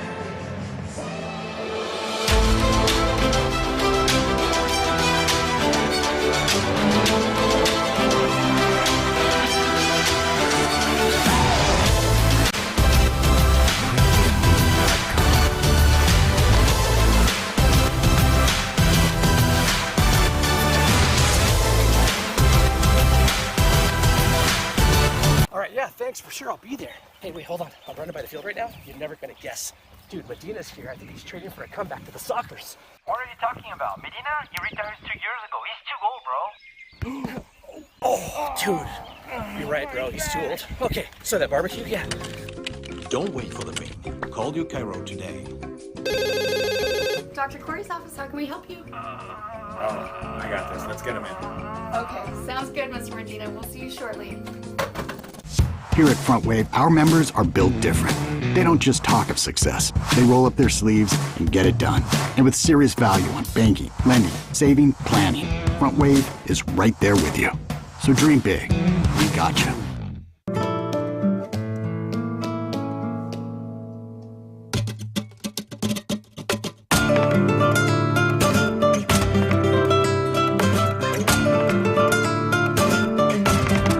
Califino Tequila.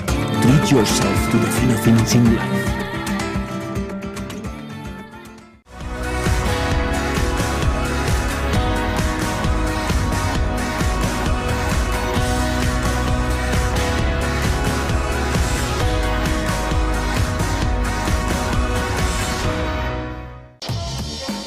Your team. The perfect fit. The game ball. Are you ready? Soccer Loco, next level performance.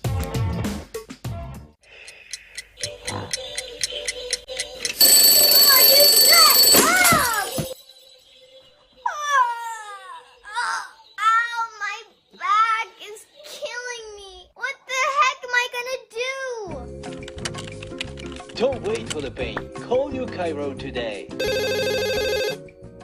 Dr. Corey's office, how can we help you? Oh, thank you, Dr. Corey. I feel much better now. Freaking Santa.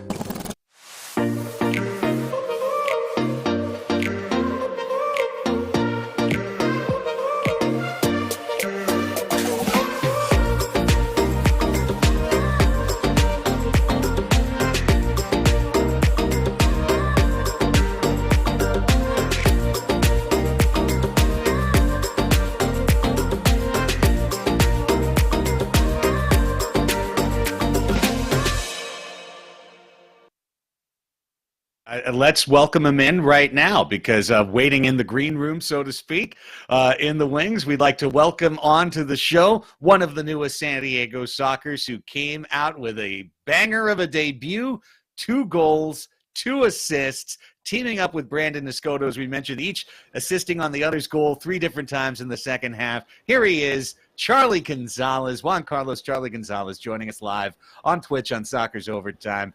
Your friends Craig and Jerry here. Charlie, great to see you, my friend. How are you? I'm doing good. Thank you for having me on your podcast. You know, Jerry, one of the things I know that we were talking about, and I'm curious to get into, is yourself and Brandon Niscoto. Because yes. when Juan Carlos, when you signed Charlie, you know, we did a whole podcast on it, right? We tried to analyze it, break it down, and one of the big questions we had was, okay, Niscoto and Charlie, are they going to run in twos? Is it going to be that it's always Niscoto or Charlie on the field, or will it be Niscoto and Charlie on the field together? In the second half, the answer was Niscoto and Charlie, and the answer was a ton of goals, man. That seemed like that clicked right away.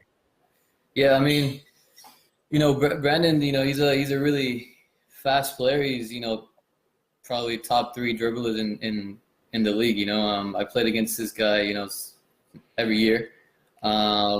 But, you know, we talked about it. You know, I didn't know, you know, it's the coach's decision to either have me and him going on the same line or on the field at the same time. But, you know, it's good, you know, being on the field with them. You know, you just watch him dribble, let him do his thing, you know, and then just try to find the open space, and he'll get you the ball, you know. Talking about adjustments and changing, one of the things that we had discussed was the rule change, right? The goal, that rule. We're just calling it the rule now, the goalkeeper rule, and how that was going to impact the game. How did you feel? How do you feel that it impacted the game, if at all? And you agree with us that it kind of made it a little bit faster? I agree. It did make it faster, but for myself, you know, I'm a midfielder. I like to play a little bit closer to the opposite.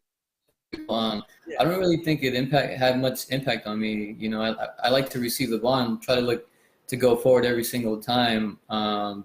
I think it does impact the play of the defenders. Obviously, they're closer to to the keeper. You know, when they're under pressure, their only option is to go back. But you saw there was a lot of movement from the guys, so I don't think it really impacted us the way, you know, everyone thought it would. Yeah, in particular, Charlie, you know, when I was going through the film and kind of breaking down clips, I was seeing clips of you guys and yourself in particular applying very smart pressure in terms of knowing, okay, Waltman's out of the play. Now we go. You know, now we crash in. Goal number 5 is achieved by you getting a steal along the wall, pinching and pressure. And then there was a chance a little bit earlier in the game that wasn't converted when it was 0-0. But the same thing, the crash, and then you were taking the player on the far wall that would have normally been the outlet pass out of the play by staying in the middle of the field and saying, you come this way, I'm going to pick off. I'm 1v1 with Waltman. So it did seem like the coaching staff gave you guys some really smart direction in terms of, okay, now we go. This is the time to press. They did, you know, and like you said before, when, you know, we were able to play with the keeper as many times as we wanted to, you know, you would have to press the keeper a little bit more, because if they play it back to him and you have the whole team pressing and you don't press the keeper, there's always going to be an outlet. But now, I mean, the defender can't really go back to the keeper. You can't really, there's no need for us to press the keeper, because they're just going to find that split and find the switch. So now, okay, I've got a question on the way out, because up in Ontario, they were always calling you Charlie Galasso, which is a cool name. I mean, that's a cool name, and I'm willing to stick with that. But that was like a Philly creation, and I mean, you know, love my man Philly up there. You know, shout out Philly, Panda, JR, everybody else. But like, I didn't come up with that. So I don't know. Like, are you a big Charlie Galasso? You know, is it Good Time Charlie? You know, that's an old saying, Good Time Charlie. You know, like, where do you land on this? I mean, I don't really mind, but if you have another name that you want to make up, I'm all good for that too, you know? Fair enough. So, I mean, I'll use Charlie Galasso when you hit a true Galasso. Like, you know, not a tap it on the back post. I'm not going to Galasso that. That's just Charlie goal. Yeah. It's routine for Charlie. Right. The special ones, like, hey, that second goal, when you boop, boop, right to left footer over Waltman, send Waltman down like a body bag, ball upper corner, that's a Charlie Galasso right there. Hey, Juan Carlos Charlie Gonzalez, thank you so much, man. It is great to have you on the San Diego Sockers. Have a great rest of your night, buddy. You too. Thank you, guys. Have a good night.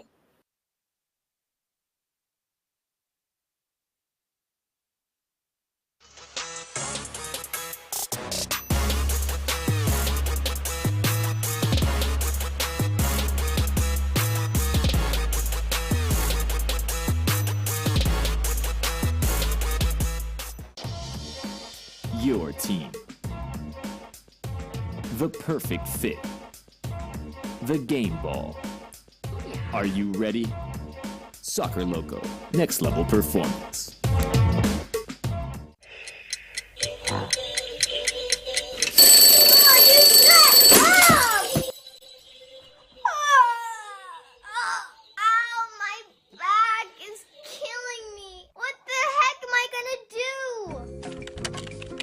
Don't wait for the pain. Call your Cairo today. Dr. Corey's office, how can we help you? Oh, thank you, Dr. Corey. I feel much better now. Freaking Santa.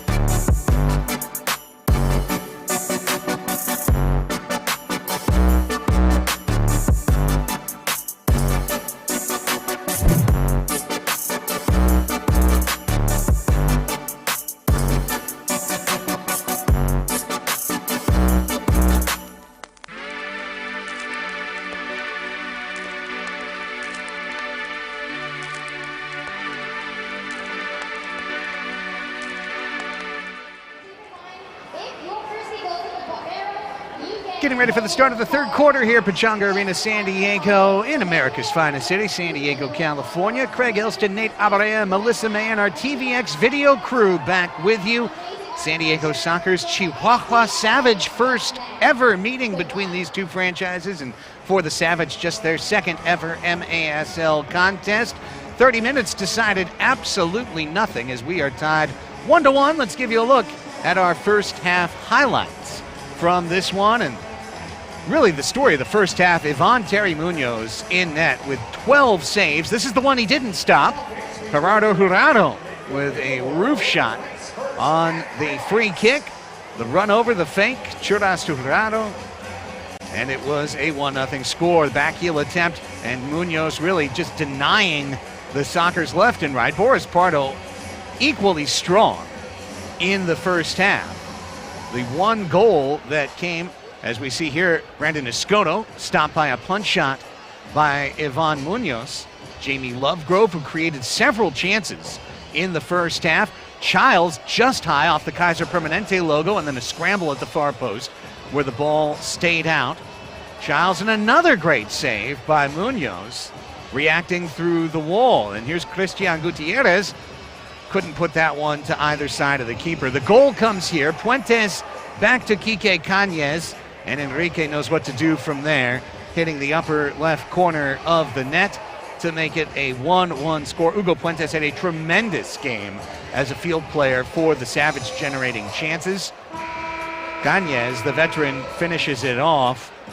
Some dangerous activity as the half continued. Really a strong half for Chihuahua overall. Pardo doing well to keep this game at 1-1. And then late in the quarter, Munoz truly showing off. Here's Childs trying for the golazo. It would have gone in.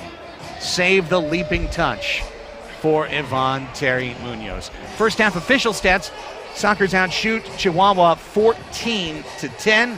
Again, Jurado from Escoto for San Diego. Cañez from Puentes for Chihuahua. Bring your family to any Sockers home game this season, and the best way to do it is with the Sockers Flex Pack. Pick the games you want to attend on the regular season schedule at a discounted rate. Receive 10% off at the merchandise stand for your trouble. Get your tickets at sdsockers.com or call 866-799-GOAL and ask for the Flex Pack. After 18 straight road games, the first of a 3-game homestand, the Ontario Fury in Sunday, January 2nd, and the Fury in again Sunday, January 9th. Put the balls in center circle. Time for the start of the third quarter. And with that third quarter play-by-play, it is a thrill to welcome back to the mic, Mr. Nate Abaria. Thank you very much, Craig Elston. We are underway with the second half, the third period, here at the Grand Old Arena, Ron Newman Field at Pechanga Arena, San Diego. 1-1 the score. Both goal scorers in this game, Mexican internationals. Both of the assists in this game notched by Mexican internationals. It was Tijuana to Tijuana for the Sockers opener. It was the state of Chihuahua to the state of Sonora for the equalizer for the visitors from Chihuahua. The new look Savage, who lost their opener 6-3 to Ontario just up the road the other night. They have looked strong this evening. And here is the call against Boris Pardo. 3 lines. 3 lines indeed, as Leo didn't even bother giving chase, knowing the call was coming. And both of the goals, in case you're a fan of jersey numbers, this is just a vital stat on the night. Both goals thus far scored by the highest jersey number on each team. Number 97, Gerardo Jurado opening the scoring for the Sockers, and number 99, 2-upping the Chihuahua player Enrique Cañez, the equalizer in that second quarter. Excellent defense on that set piece by the Sockers, never getting out of position, never allowing the Mr. X to turn into a chance, because that was deflected over the wall. No defensive clearance, just a wall restart. A start from El Flaco, Ryan Macias. This one's tucked down into the corner. Sockers looking to get out of trouble eventually here. They're able to clear their lines. As 1 minute has elapsed here in this third quarter. Boris Pardo picks up. Sockers attacking from right to left on your screens. And those new look all blue, as far as the shirt and shorts go with the gold socks. Look, home uniforms, the 2021-22 season. And we teased it. We teased it in the first half, the important things on the night. When would the first Depeche Mode drop onto the organ keys of the great Bobby Cressy? Your answer at 13:30 in the third quarter. Bobby Cressy just can't get enough. I just can't get enough of this game. It's low scoring, but it's been entertaining. You don't have to have a goal fest to have entertaining arena soccer. I'm sure every fan in this arena would agree with that statement. I think a lot of people want to see more goals, especially for the home side in blue, but from way back up here in Rosette, it's been a compelling contest. It's been an evenly played match, and both goalkeepers have had to make critical saves, in particular, as you got caught up on there at halftime. Craig was taking you through those highlights. Ivan Terry Munoz, the star of that first half, with just some sensational saves, highlight reel stuff. Can the Sockers get one past the Chihuahua netminder in this third quarter? We shall see. 2.5 gone, or coming up on 2.5 gone, I should say. Here in this third quarter. Chihuahua attacking. Ball back to the feet of Quesada. Quesada cracks one from distance, always rising into the netting. You know, I thought it was interesting, Phil Salvaggio's comments at the end of the half, essentially stating that, 18 straight road games, a franchise record, and the team kind of got used to that road mentality that between tickets and pomp and circumstance and crowd, family, friends, thought the team played a distracted opening 30. Focus returns here in the next 30. How is that not a foul? Thank you. 2 hands in the small of the back. Let's go, Blue. The whistle comes late. Does indeed arrive. The Sockers get us back underway. Cardenas. Back to Leo. On that oh-so nostalgic Sockers emblem at midfield. Tavoy Morgan had it for a moment. Lost out to Medrano. And then Tavoy Morgan had to duck out of the way of a flying missile in the form of that soccer ball. Tavoy Morgan, great to see him in a Sockers uniform getting to play here at Pechanga Arena, San Diego. We talked about that in the first half. He was such a critical part of that team last year, the Road Warriors that were the Sockers en route to that funky route to the championship. We'll call it that. Here's a drive that's a bit awkward for Boris Part. I think it hit the boards before it hit the fist. Now body's on the floor again. Skota getting shoved around. It's a Skota, though, just getting into the mix and coming out, but he lost out. Shot is scuffed wide from the Savage. Beautiful. Leonardo de Oliveira. Beautiful outlet to Childs. Trickles through, not quite to Escoto, instead into the grateful palms of Munoz. Puentes got just barely a touch on that cross pass, deflected it away from Escoto.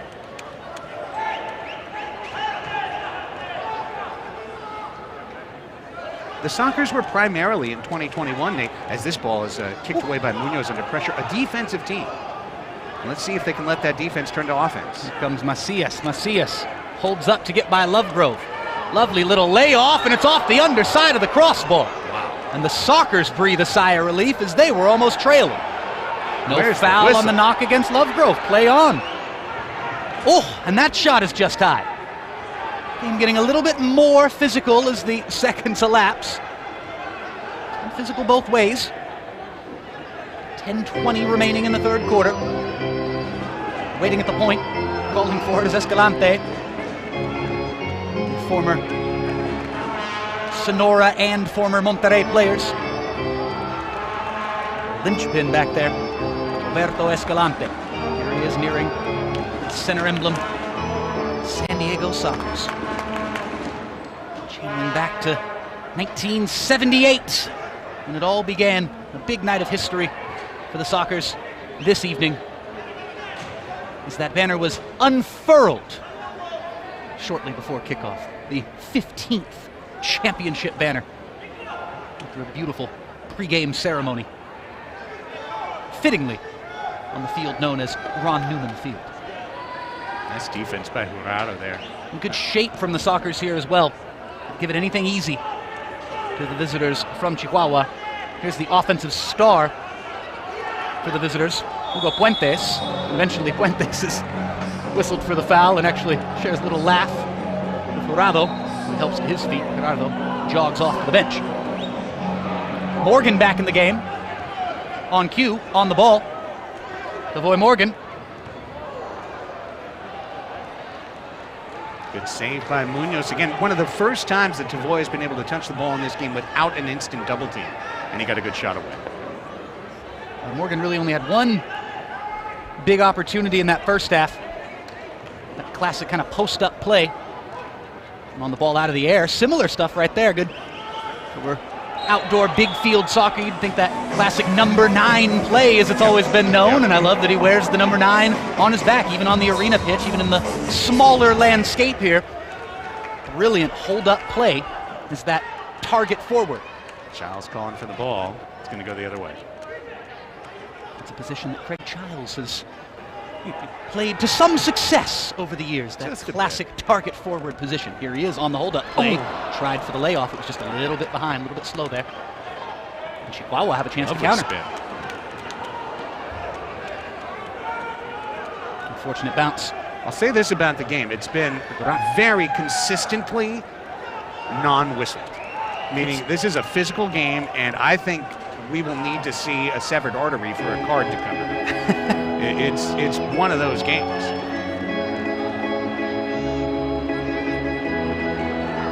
Jurado scored the only Sockers goal. I think when he scored it, we were expecting it to be the only one with 7:48 on the clock in the third quarter. Whew. Just tucking himself at the near post and keeping that thing out was Munoz. Once, twice, almost tripped up Gañez. Great spin. Instead, he gets through. This thing almost finds its way to Puentes. Hugo Puentes. Pressuring Jurado. Boris Pardo, unlucky. Flipped off the boards and goes out of play. It's going to bring us to the officials' timeout, but not a defensive clearance because it bounced on the floor first. Sockers 1, Chihuahua Savage 1. We'll take a quick break. We'll be back after this.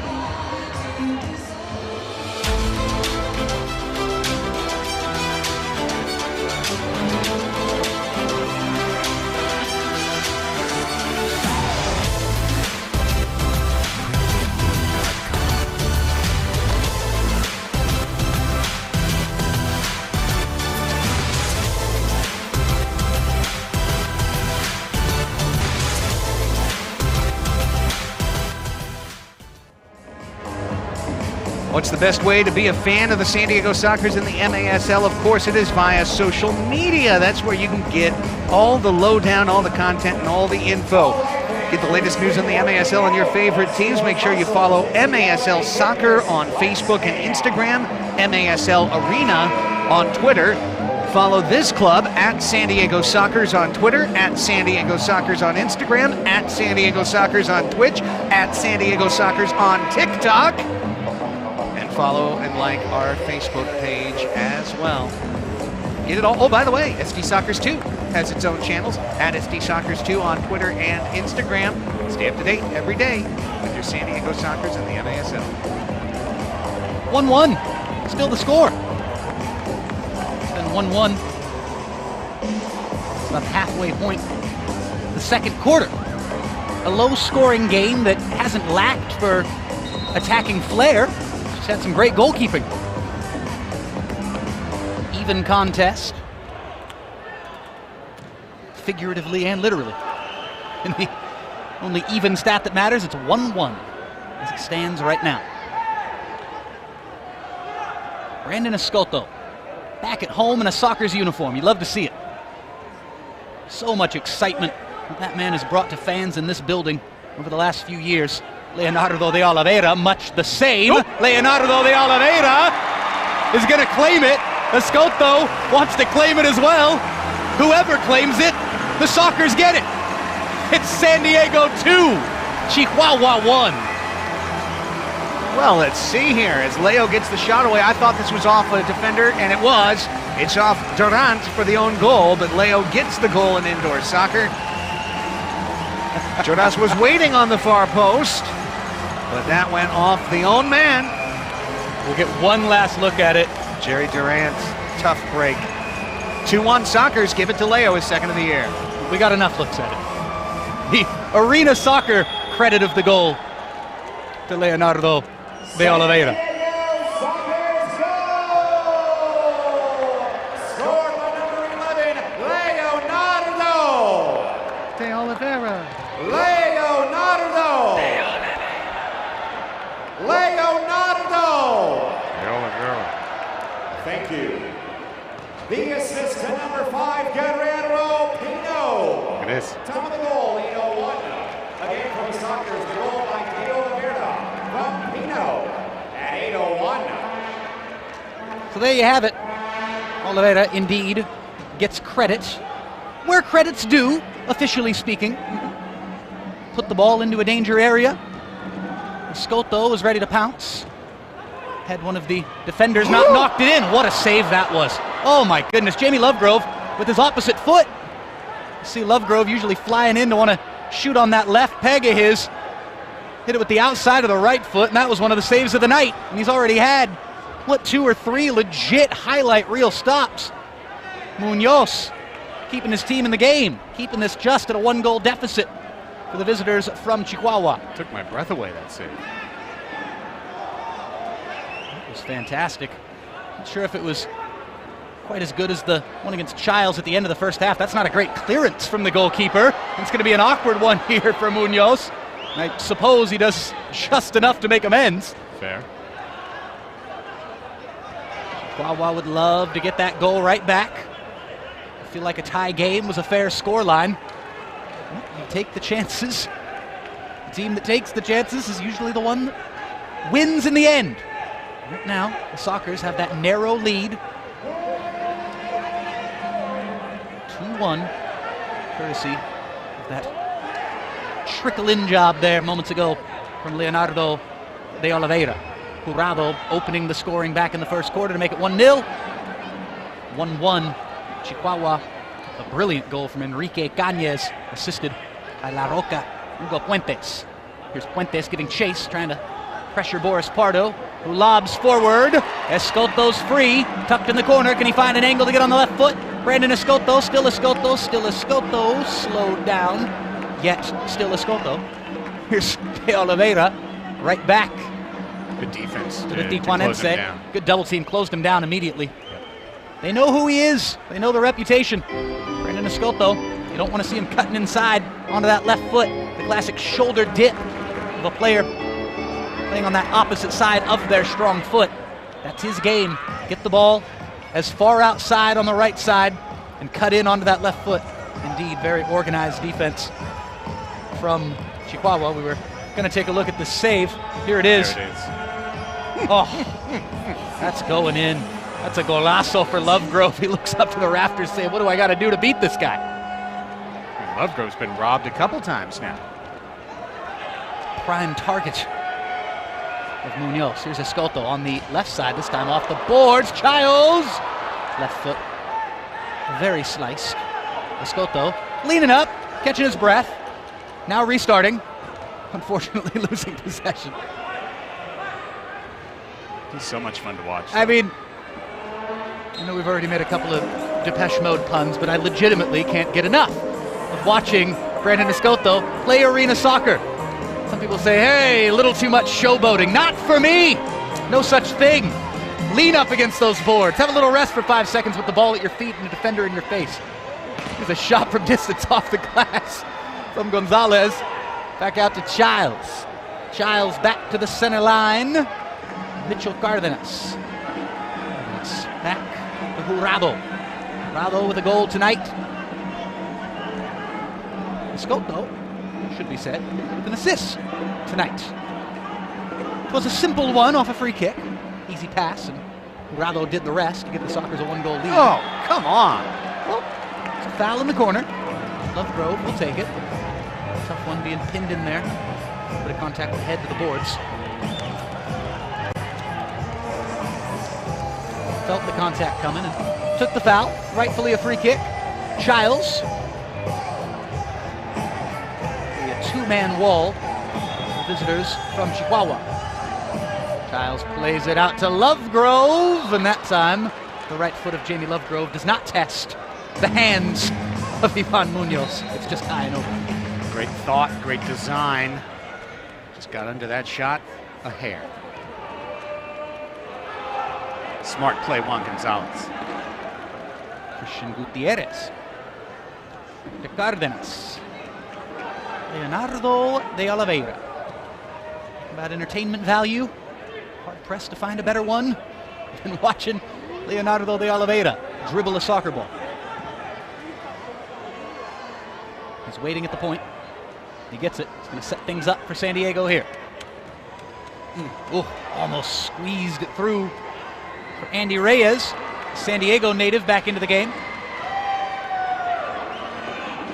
It was interesting in Major Arena Soccer League action. Some of those guys who don't get high-level minutes, sometimes they can get out and make a huge impact in just their handful of minutes that they get.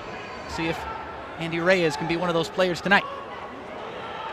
Flaco with a chance.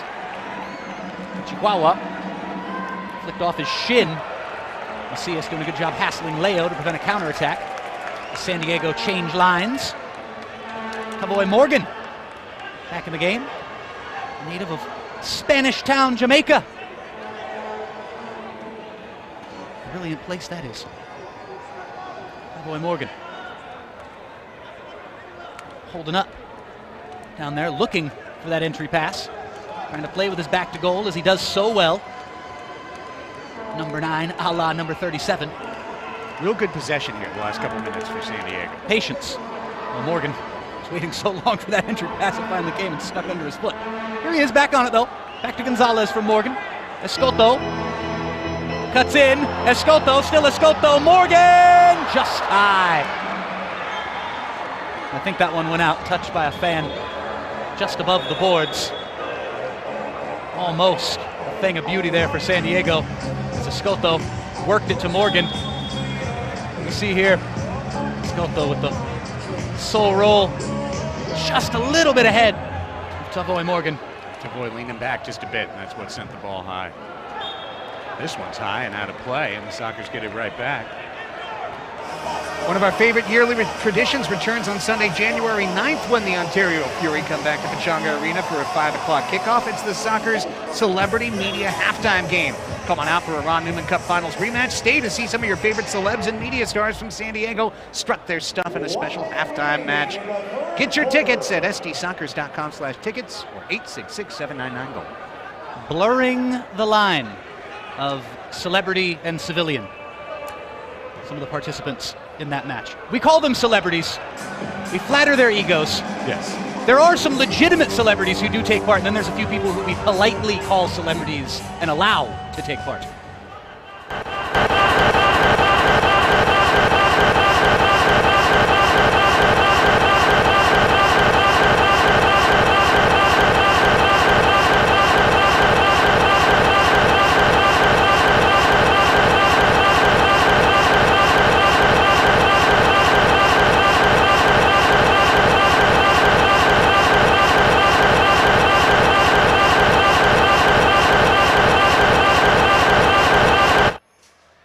Slugfest this has turned into.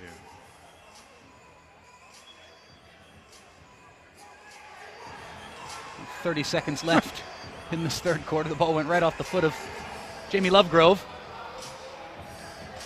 What was one of my favorite things in any roster of any sporting variety, but especially when we're talking football, calcio, soccer, whatever you want to call it, looking down a roster and seeing the cities where the players hail from, the nations that players hail from. Mexico, USA, England, and Brazil all represented right now for the San Diego Sockers, as Jamaica has just left the pitch for the time being.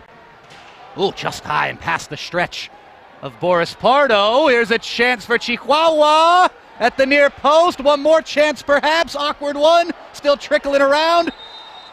And shades of the final moments of the Sockers championship win there. Yeah. 1.3 seconds left. Surely that will do it.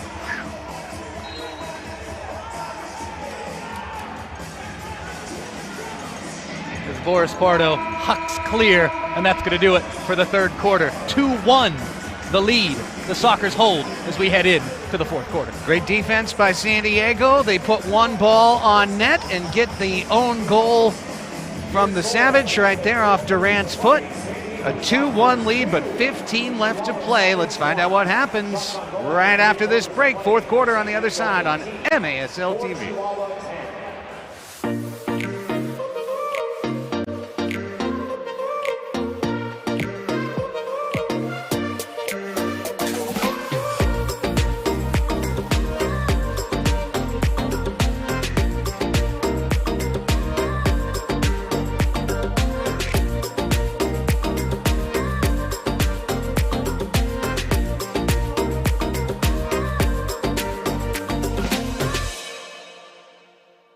Thanks, for sure, I'll be there. Hey, wait, hold on. I'm running by the field right now. You're never gonna guess. Dude, Medina's here. I think he's trading for a comeback to the Sockers. What are you talking about? Medina? He retired 2 years ago. He's too old, bro. Oh, dude. You're right, bro. He's too old. Okay, so that barbecue, yeah. Don't wait for the main. Call your Cairo today. Dr. Corey's office, how can we help you? I got this. Let's get him in. Okay, sounds good, Mr. Medina. We'll see you shortly.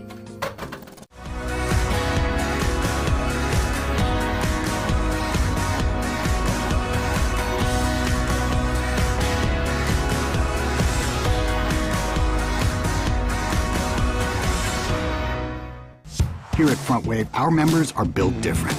They don't just talk of success. They roll up their sleeves and get it done. And with serious value on banking, lending, saving, planning, Front Wave is right there with you. So dream big. We got you.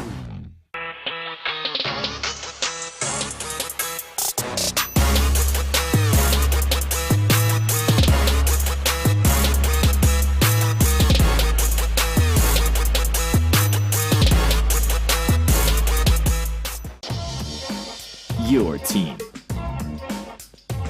The perfect fit. The game ball. Are you ready? Soccer Loco, next level performance. Well, everyone loves big savings, and now you can save too. Get free discounts and deals from Soccer's partners like Dick's Sporting Goods, Preppies, Mount Woodson Golf Club, and many, many more. Download the Fan Saves app or visit www.fansaves.com and become a fan today so you can start saving big just like the pros. Again, that's the Fan Saves app. Nate Abaria, my broadcasting colleague, Craig Elston, here with you. The Grand Old Arena, Ron Newman Field.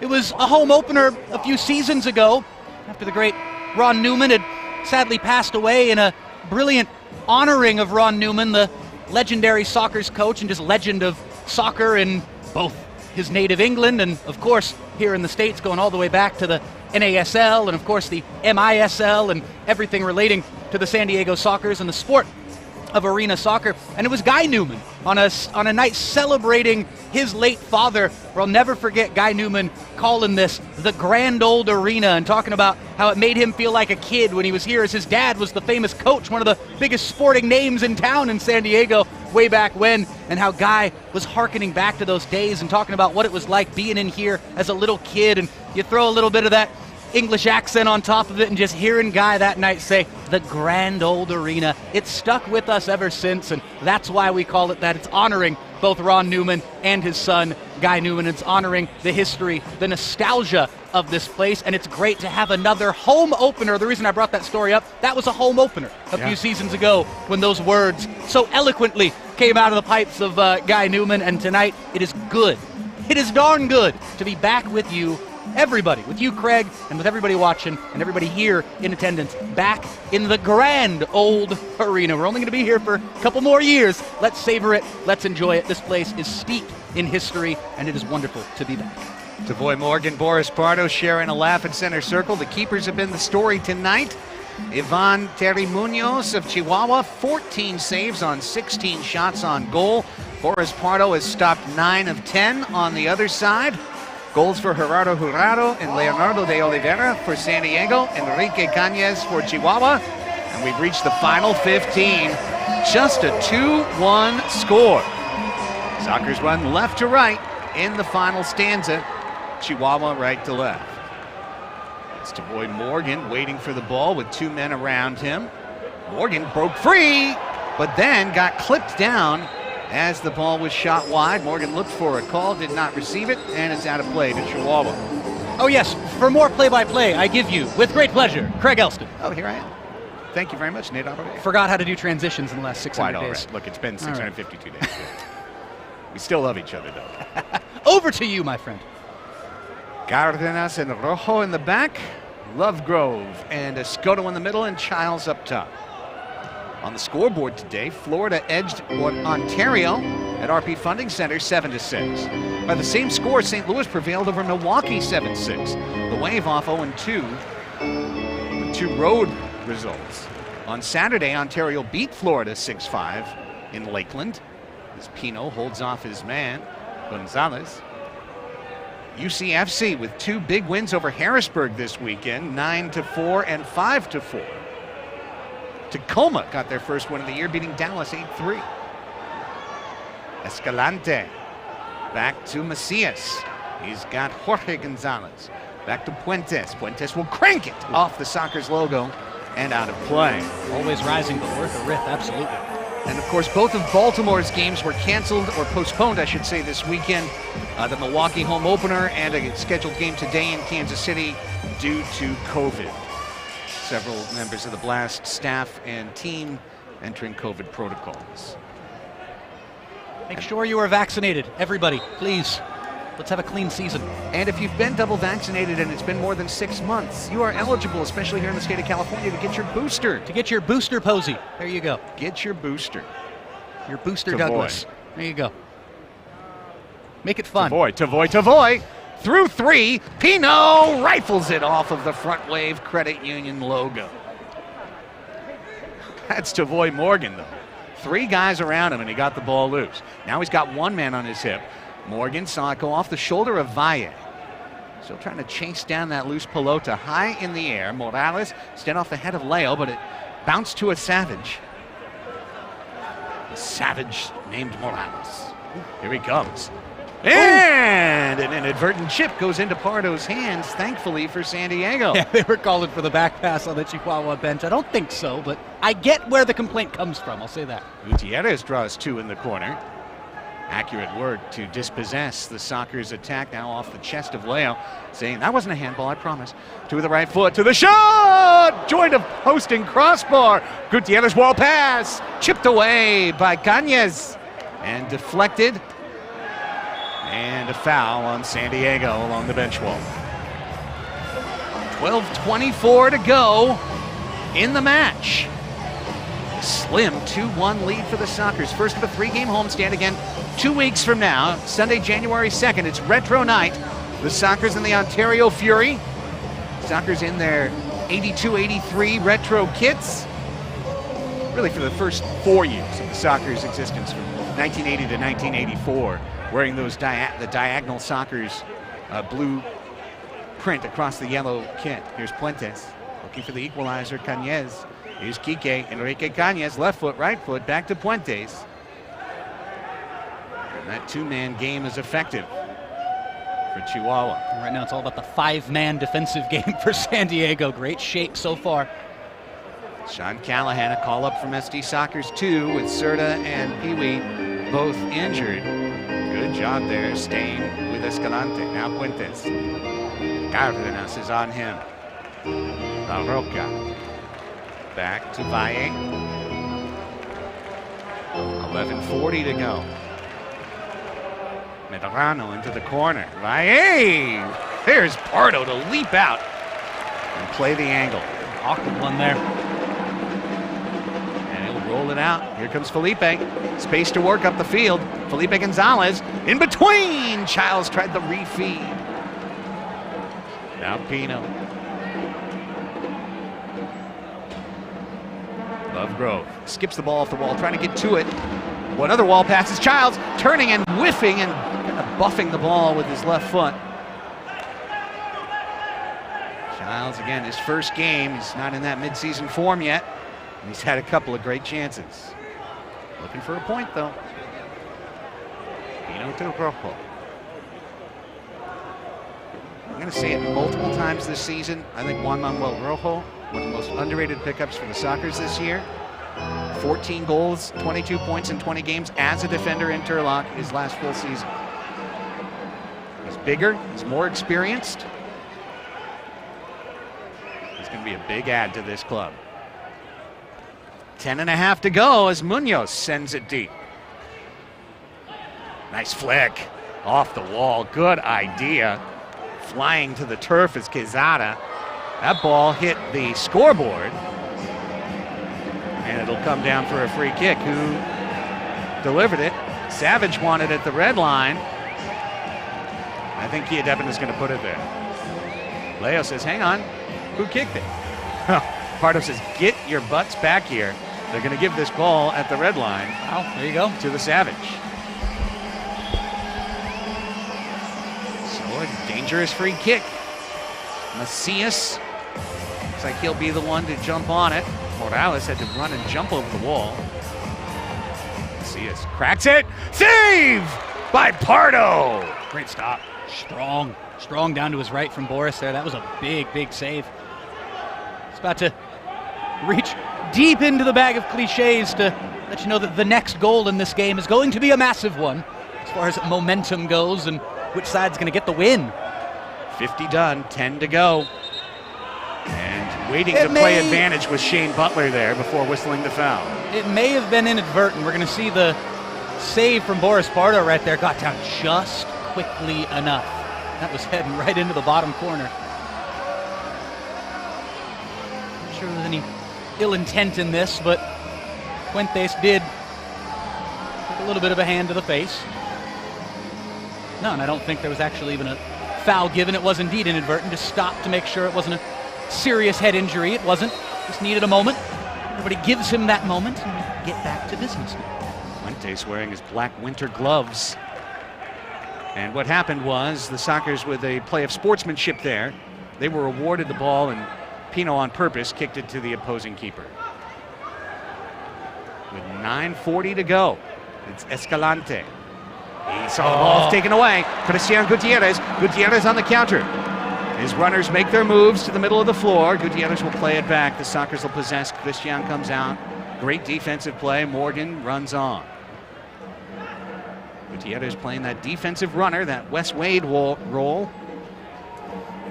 For fans of the original Glory Days Sockers.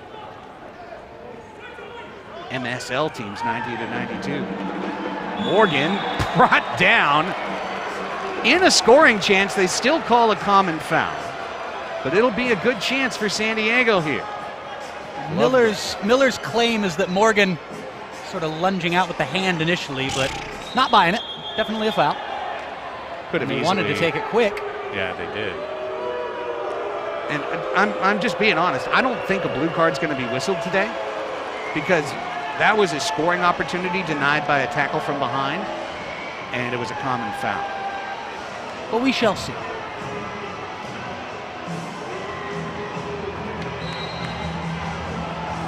Childs on the free kick.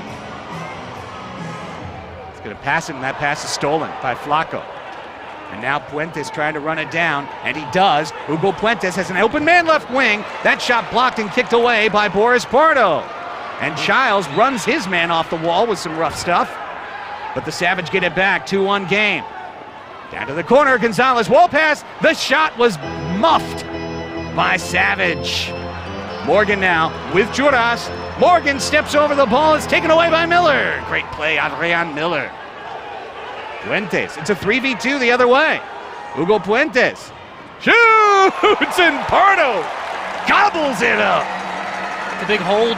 It's a big hold there by Boris Pardo. There were people ready to pounce on a rebound there. And Boris said, what rebound? Sockers just hanging on to this 2-1 lead.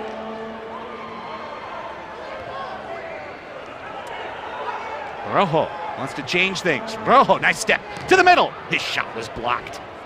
And working it off of the northern wall, Escoto, hard pressure, charging in Cañas. Forced it all the way back to the keeper. Escoto pokes his way out of a tackle attempt, but Cañas comes up with the ball outside the red line. Inside the final 8 minutes of this one. No scoring this quarter yet. There's been 1 goal per quarter so far.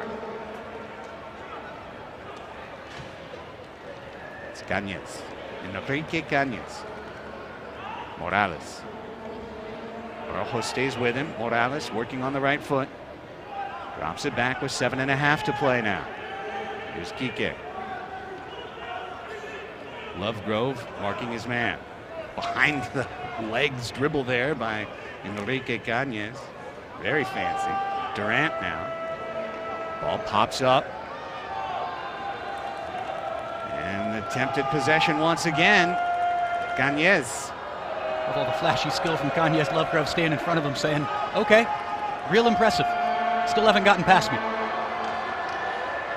Lovegrove again. Every time he's squared him up, there's been some fancy footwork. It hasn't gone anywhere. Cardenas gets his foot on the ball. Bouncing too much for Brandon Escoto to control. Through 3. Got the ball away, now it's loose. Cardenas, Mitchell Cardenas, pulled by the arm, dragged down. There's if a card exists, it shall be presented now. And it does turn out Chiedepena brought it in his back pocket. We've got a shootout coming for the San Diego Sockers. Both officials immediately pulling the blue card on that occasion. Clear as day in the early evening hours Sunday night in San Diego. And a big juncture in the contest here. Chance for the Sockers to remarkably get their first 2-goal lead of this entire game. With 6:42 left in the fourth. How about that? So this is going to be a shootout. Craig Childs will take it. He has 5 seconds to score on Ivan Munoz. If he does not, the Sockers will have a power play. The 2-minute power play clock will start at the referee's whistle. Chiedepena has the whistle in his mouth. There's the sound. It's Childs. Save Munoz! Munoz just had it in his eyes. Saw him creeping on his line. What a show. What a showman. So often, porteros mexicanos, it's all about that flair, that skill, that fiery passion that you love to see. And Munoz, whether it's so many greats over the years inspired his style of play. Now the power play. Jorge Campos action there from Munoz. The old MLS shootouts from the late 90s. Here's Juras. Brandon Escoto, Childs stepping into the right foot. He scores! That's one way to make amends. That's how you do it when you're the all-time leading scorer.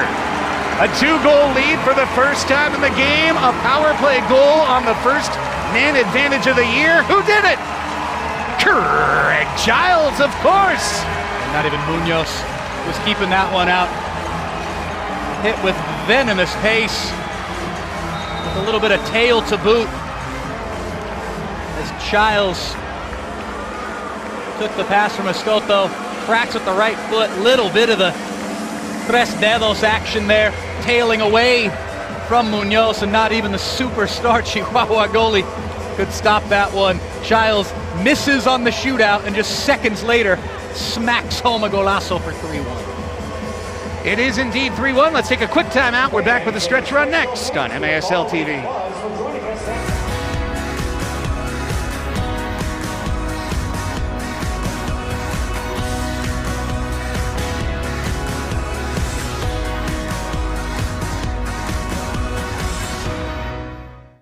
Here at Front Wave, our members are built different.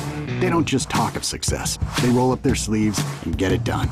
And with serious value on banking, lending, saving, planning, Front Wave is right there with you.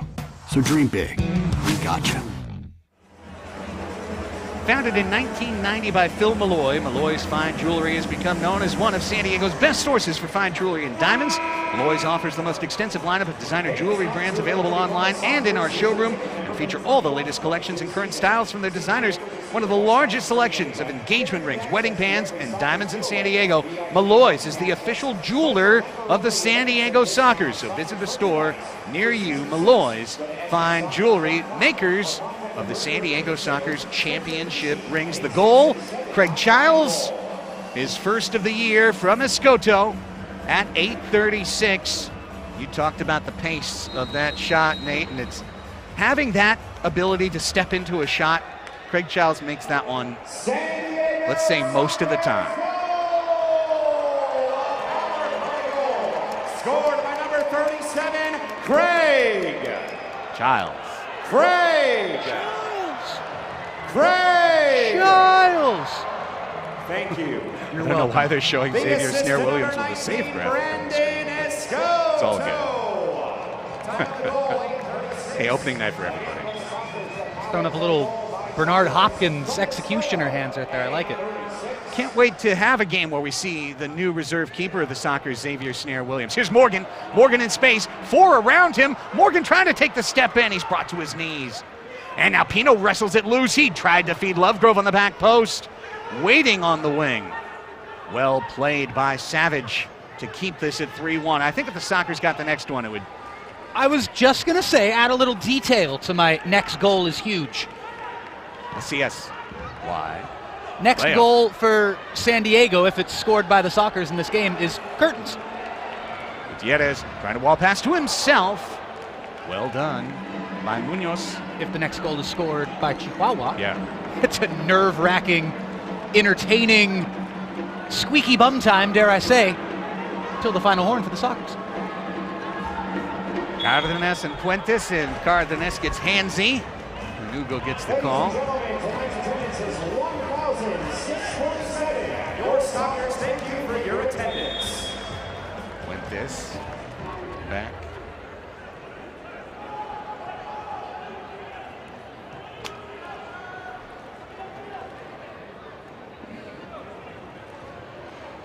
Final 5 minutes of this affair presented by Calafino Tequila. Your Calafino final 5 minutes. Enjoy the fino things in life. Go to calafinotequila.com. Get your extra añejo. Today, Sockers would like a little extra añejo on the scoreboard here. Only up by 2. Long shot driven by David Gonzalez. Second try off the wall. Headed by Cardenas out of trouble. Leo is able to bump that one down and control.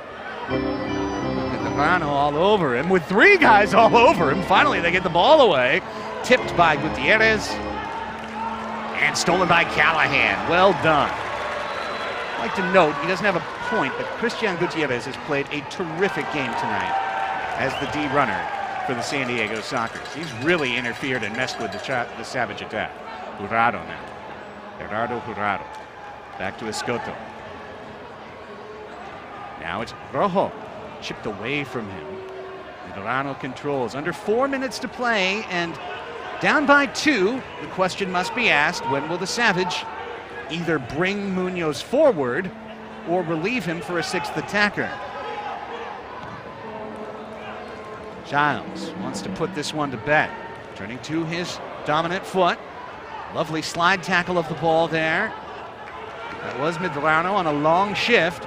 Childs then gets his legs swept out from under him. 3-car pile in front of the penalty box. Just unfortunate momentum-based contact there. Thankfully, everybody okay. No knees rolled together for anybody. Just for good measure, Escoto went down as well. And a timeout is called, or pardon me, a whistle. As Chihuahua gets hit for a bench warning for protest. One more would be a yellow. That would force a field player to sit in the box for 5 minutes. Rojo is inviting the pressure from Flacco and brings it back to Pardo. Time on the Sockers side to some extent. 3:13 to go, running clock. Up by 2.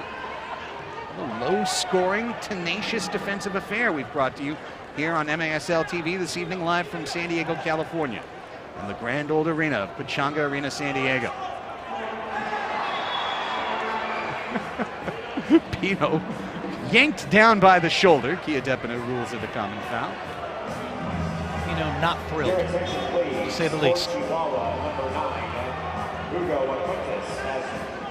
Hugo Puentes sitting on 3 fouls. Something to note in the last 2:52. If he did commit another personal foul, it would be a Sockers blue card, which would basically end this game, because they could ride out the clock. Right now, The Savage need possession, they need a timeout, and they need to get their 6th attacker on. There's possession. Yeah, they're calling it. They can't be seen. They're going to get it. There's the eventually timeout. be seen. The timeout. The timeout was being called, actively being called for about 10 seconds there. So we're going to head to 6 attackers with 2:36 to play in the 4th quarter. San Diego got a goal against Tacoma against 6 attackers in their last match. I believe they allowed 1, but let me double check that. Indeed they did. So they're 1 for, 1 against so far, facing the extra man and the empty net. And it's truly, at this point in the match, Chihuahua's only possible tactical play. I like seeing them go for it. MASLsoccer.com is your home for everything Major Arena Soccer League, all the latest news, standings, and in-depth features with names like Michael Lewis, Michelle Gingras, and more. Bookmark the page now and don't miss a note. On those standings, Ontario Fury in first place right now. In case you missed it, in addition to that goalkeeper rule we've talked about, something we did not mention, Nate, is that the league has gone to point standings, a la outdoor, a la hockey. So, but it's 3 points for a win. So Fury with 3 games played, 6 points. The Sockers with 2 games played, if they win this one, would move into a tie for first, but they would have a game in hand over the Fury. And that's one of those phrases you'll start to hear now in a points league, game in hand. The 6th attacker is Brian Macias Flacco. And the restart was blown down by Butler on the far side. Tell you what, Kia Deppen has been doing this for 3-4 decades. I don't think I've ever seen Kia Deppen fitter, more match fit than he is right now. Aging like a fine wine. Kia Deppen. 2.5 minutes to play. Pardo waited very smartly, like a point guard waiting with the ball before touching it. Gutierrez tried to head it toward the 6th attacker. Sockers have the ball pinned deep in Chihuahua's territory. Macias has to roll it off the line.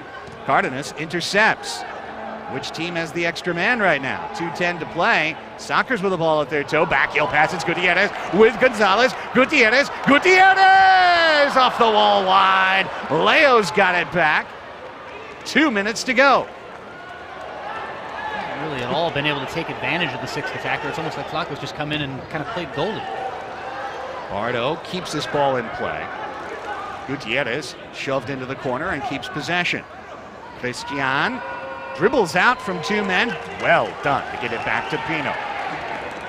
And now 100 seconds left in the contest. De Oliveira. Tired looking Savage team right now. Hard to go get that ball. They've given everything in this game and you feel like maybe the gas tank emptying. Oh, Pino reads the pass. Sends Felipe off the post. A rocket.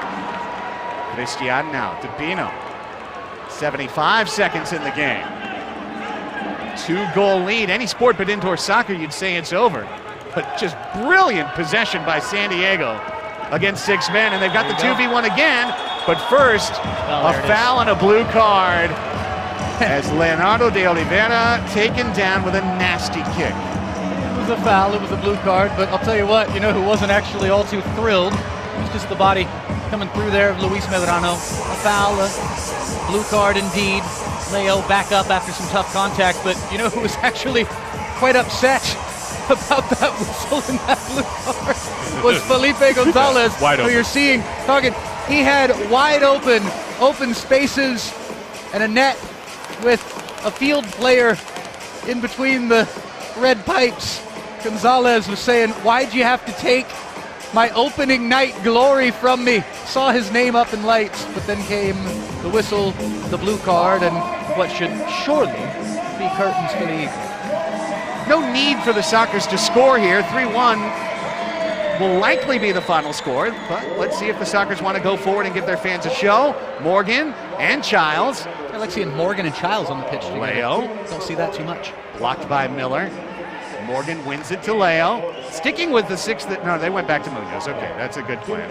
And Gutierrez, Munoz, slide tackle of the ball. 42 seconds. Gutierrez back to Escoto. Escoto to Leo. Sockers are looking to press in, it looks like, try and score. 33 seconds left. A stubbed toe essentially by Escoto, but now Morgan has it back, shoot it right into the midriff of the defender of the Savage. Adrian Miller now with 23 seconds left, and the Savage just can't get their toe on the ball. It's back to Childs, and it's Morgan, and with 16 seconds left, Leonardo de Oliveira said, come on guys, what are we doing here? It's Escoto. Escoto says, I want to score, man. Judas, save Munoz, ball don't lie. Gutierrez, however, will put it home. And with 4.7 seconds left, an unnecessary goal, but one celebrated by Christian Gutierrez. The Tijuanense on the board to make it 4-1 as the Sockers go 2 for 2 on the power play. And a Savage player down, injured on the play. Escalante got his legs taken out from him. It was inadvertent. I don't think it was any kind of contact that should have drawn a whistle. The player kind of went right in, the Sockers player. Munoz's claim is that Gutierrez actually took that ball right off his hands, and that was a little more close to 50-50 right there. His hands are on that ball as Gutierrez knocks it clear. He by no means had full control of it, the Chihuahua goalie, but gotta say, a little disappointing after the night that Munoz has had for that to be his final play that he takes part in, as Gutierrez takes it out of his palms for the final goal of the night. But what a win for San Diego. The horn sounds full time at Pechanga Arena, San Diego, as the Sockers score all 3 of the second half goals unanswered. Shut out the Savage. Brandon Escoto, a 3-assist night. Urado, Leo, Childs, and Gutierrez with the goals. 2 power plays late to Salted as the Sockers win this one by a final score of 4-1. Well, other than a shutout, a 1-goal game, obviously the best you can do. And for Boris Pardo and the San Diego defense, I think you have to say, Nate, a really auspicious start to the season. I don't think Chihuahua the most offensively talented team in the league in terms of their creators, but they do have Puentes, they do have Cañez, 2 very reliable goal scorers. Those 2 teamed up on the lone Savage goal, but I thought from a positioning standpoint, from a defender standpoint, and again, without Serta, without Peewee, Sockers really held their ground, played a tremendous defensive game. Yeah, it was all about shape. It was all about holding shape and being professional and taking advantage of practice time and all those training sessions and all those chalk talks. It was all about defensive shape for the Sockers in that second half in particular. For most of the game, but second quarter, Chihuahua was the better team. Thankfully for the Sockers, that was the only quarter where that was the case. The other 3, they definitely reigned supreme tonight and showed who they are, and that is the reigning Ron Newman Cup champions. A big win, 4-1, second consecutive 3-goal loss for Chihuahua, but this is a team I want to keep an eye on. I'm excited to see where they go. I think you hit the nail on the head as far as Puentes and Cañez go, but I mildly disagree. I think there are some other players who could really pitch in offensively once this team gets more and more comfortable with each other, where they could start to do some beautiful things artistry-wise on the arena soccer field. Well, an incredible game from Ivan Munoz. Yes. He was spectacular. One of their great playmakers is their goalkeeper. Absolutely. Sockers with strong defense tonight, opportunistic, scoring a free kick, 2 power play goals, and a goal in run of play that was deflected in off a defender, but allowing only 1 tonight. Boris Pardo picking up the save, and the Sockers moving into a tie for first in the Pacific Division with 6 points and with a game in a hand over Ontario. Sockers in Fury, of course, coming up on Retro Night on Sunday, January 2nd, right off the new year. Let's get to our categories for the evening, wrap things up, and we will start things off with our front wave goal of the game. What was the best goal of tonight? Courtesy of our friends at Front Wave. Here it is.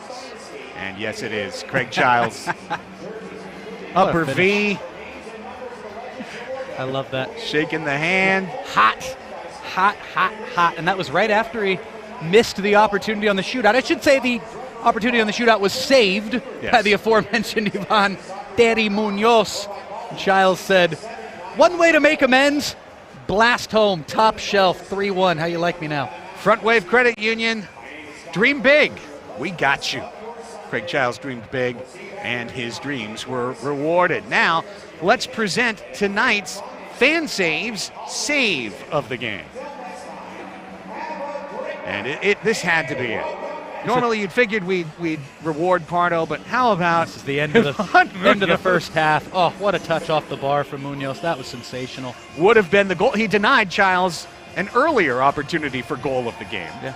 Courtesy of this, the save of the game. Spectacular. Everyone loves big saves and big savings, and now you can save too. Get free discounts and deals from Sockers partners like Dick's Sporting Goods, Prep East, Mount Woodson Golf Club, and many more. Download the Fan Saves app or visit fansaves.com and become a fan of the Sockers so you can start saving big just like the pros. Well, that's going to bring an end to this evening's broadcast. I want to say special thanks to our TVX video crew, helmed ably by Ted Bendrick and Randall Sliz. For our post-game reporter, Melissa. Oh, Melissa May is standing by downstairs. No one told me, guys. Sorry about that. Let's go downstairs. Boris Pardo and Melissa May. Now? All right, Boris. For those that watch the indoor game, holding the other team to 1 goal is pretty difficult. How did you prepare your defense for tonight's game? I mean, after the last game, we let in 7 goals. We weren't happy at all. So the entire week, we worked on defense and working as a collective unit.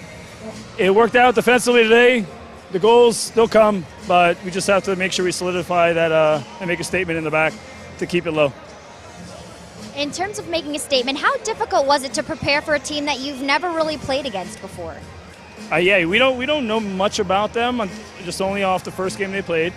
But we know Puentes, we know Cañas from Sonora and Monterrey and El Paso when Puentes played there. So we're familiar with a few guys, Escalante. But yeah, I mean, we just knew that they're going to be hard workers. They're going to run. They're going to stay with us. They're going to be gritty on defense, and it showed. So the goals didn't come, but we had our chances, and it'll just keep getting better as the year goes. Now you're missing some key players, for instance, Pollo and Cerda, and so you brought up some players from S2. What did you think of their performance tonight? Oh, they did great. Sean came in, he did great. I mean, he did well in Tacoma as well. He's been stepping up. Xavier, he's gonna get his time in, but he's ready. And I mean, I'm trying to think of who else. I'm drawing a blank here. The game just finished, so I don't know. But yeah, I mean, Sean stood out. He did a good job. And it's been over 650 days since you've had a home game here at Pechanga Arena. How nice was it to not only be back home, but also to have fans in the stands cheering you on? Great. I love seeing the fans in the seats. It's great, back to normalcy, but a lot of familiar faces, which is nice. And it's good for the kiddos, man. The kiddos, it's huge for them to see this come out and enjoy it. It's just overall great experience, and you can just tell too. We're all back in the moment, so we weren't as sharp as we could be, but we're just super happy to have the fans back.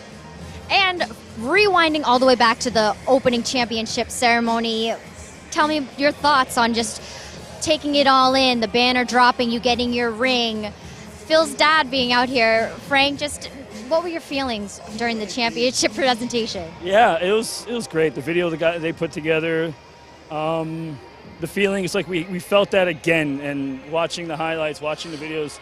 I mean, that's a feeling that's never going to go away, but we can't stay and stick with that. We have to keep moving forward. But I mean, it was an amazing ceremony.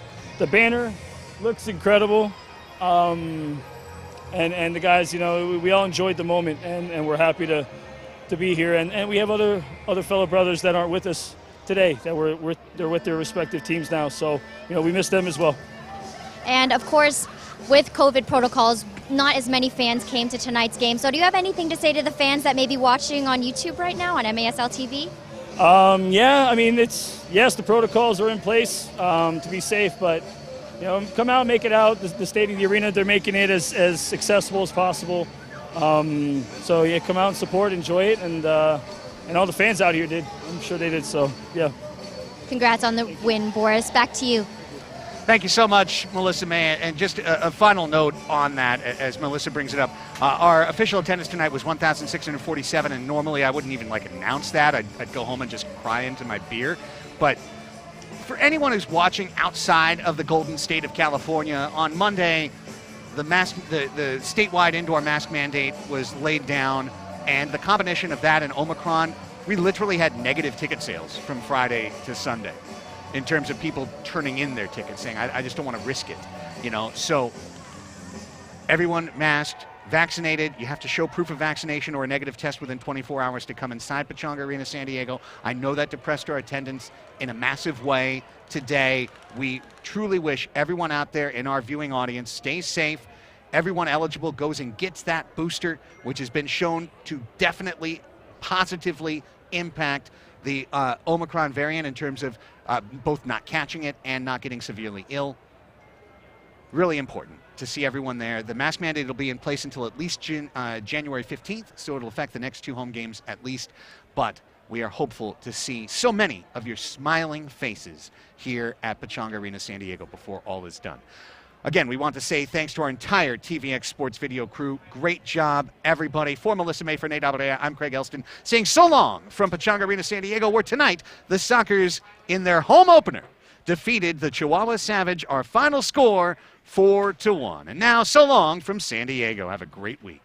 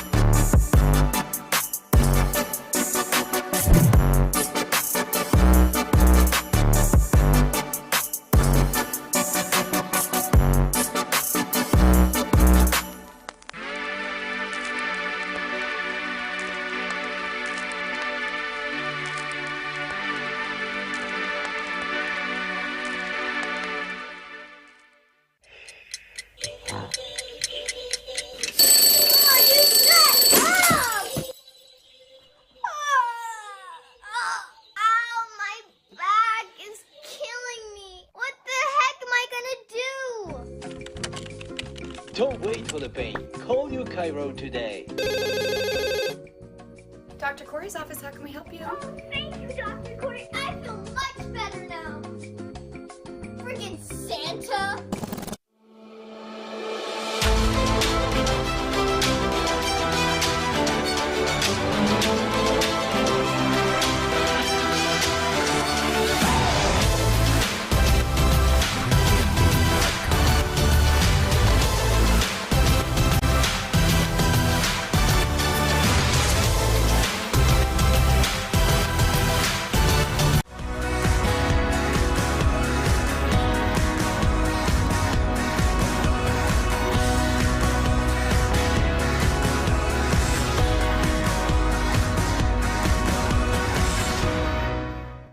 Here at Front Wave, our members are built different.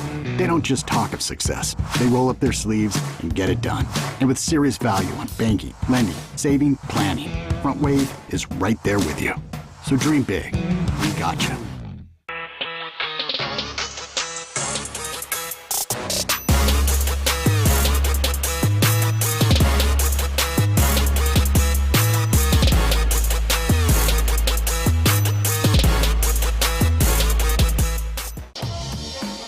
Your team. The perfect fit. The game ball. Are you ready? Soccer Loco, next level performance.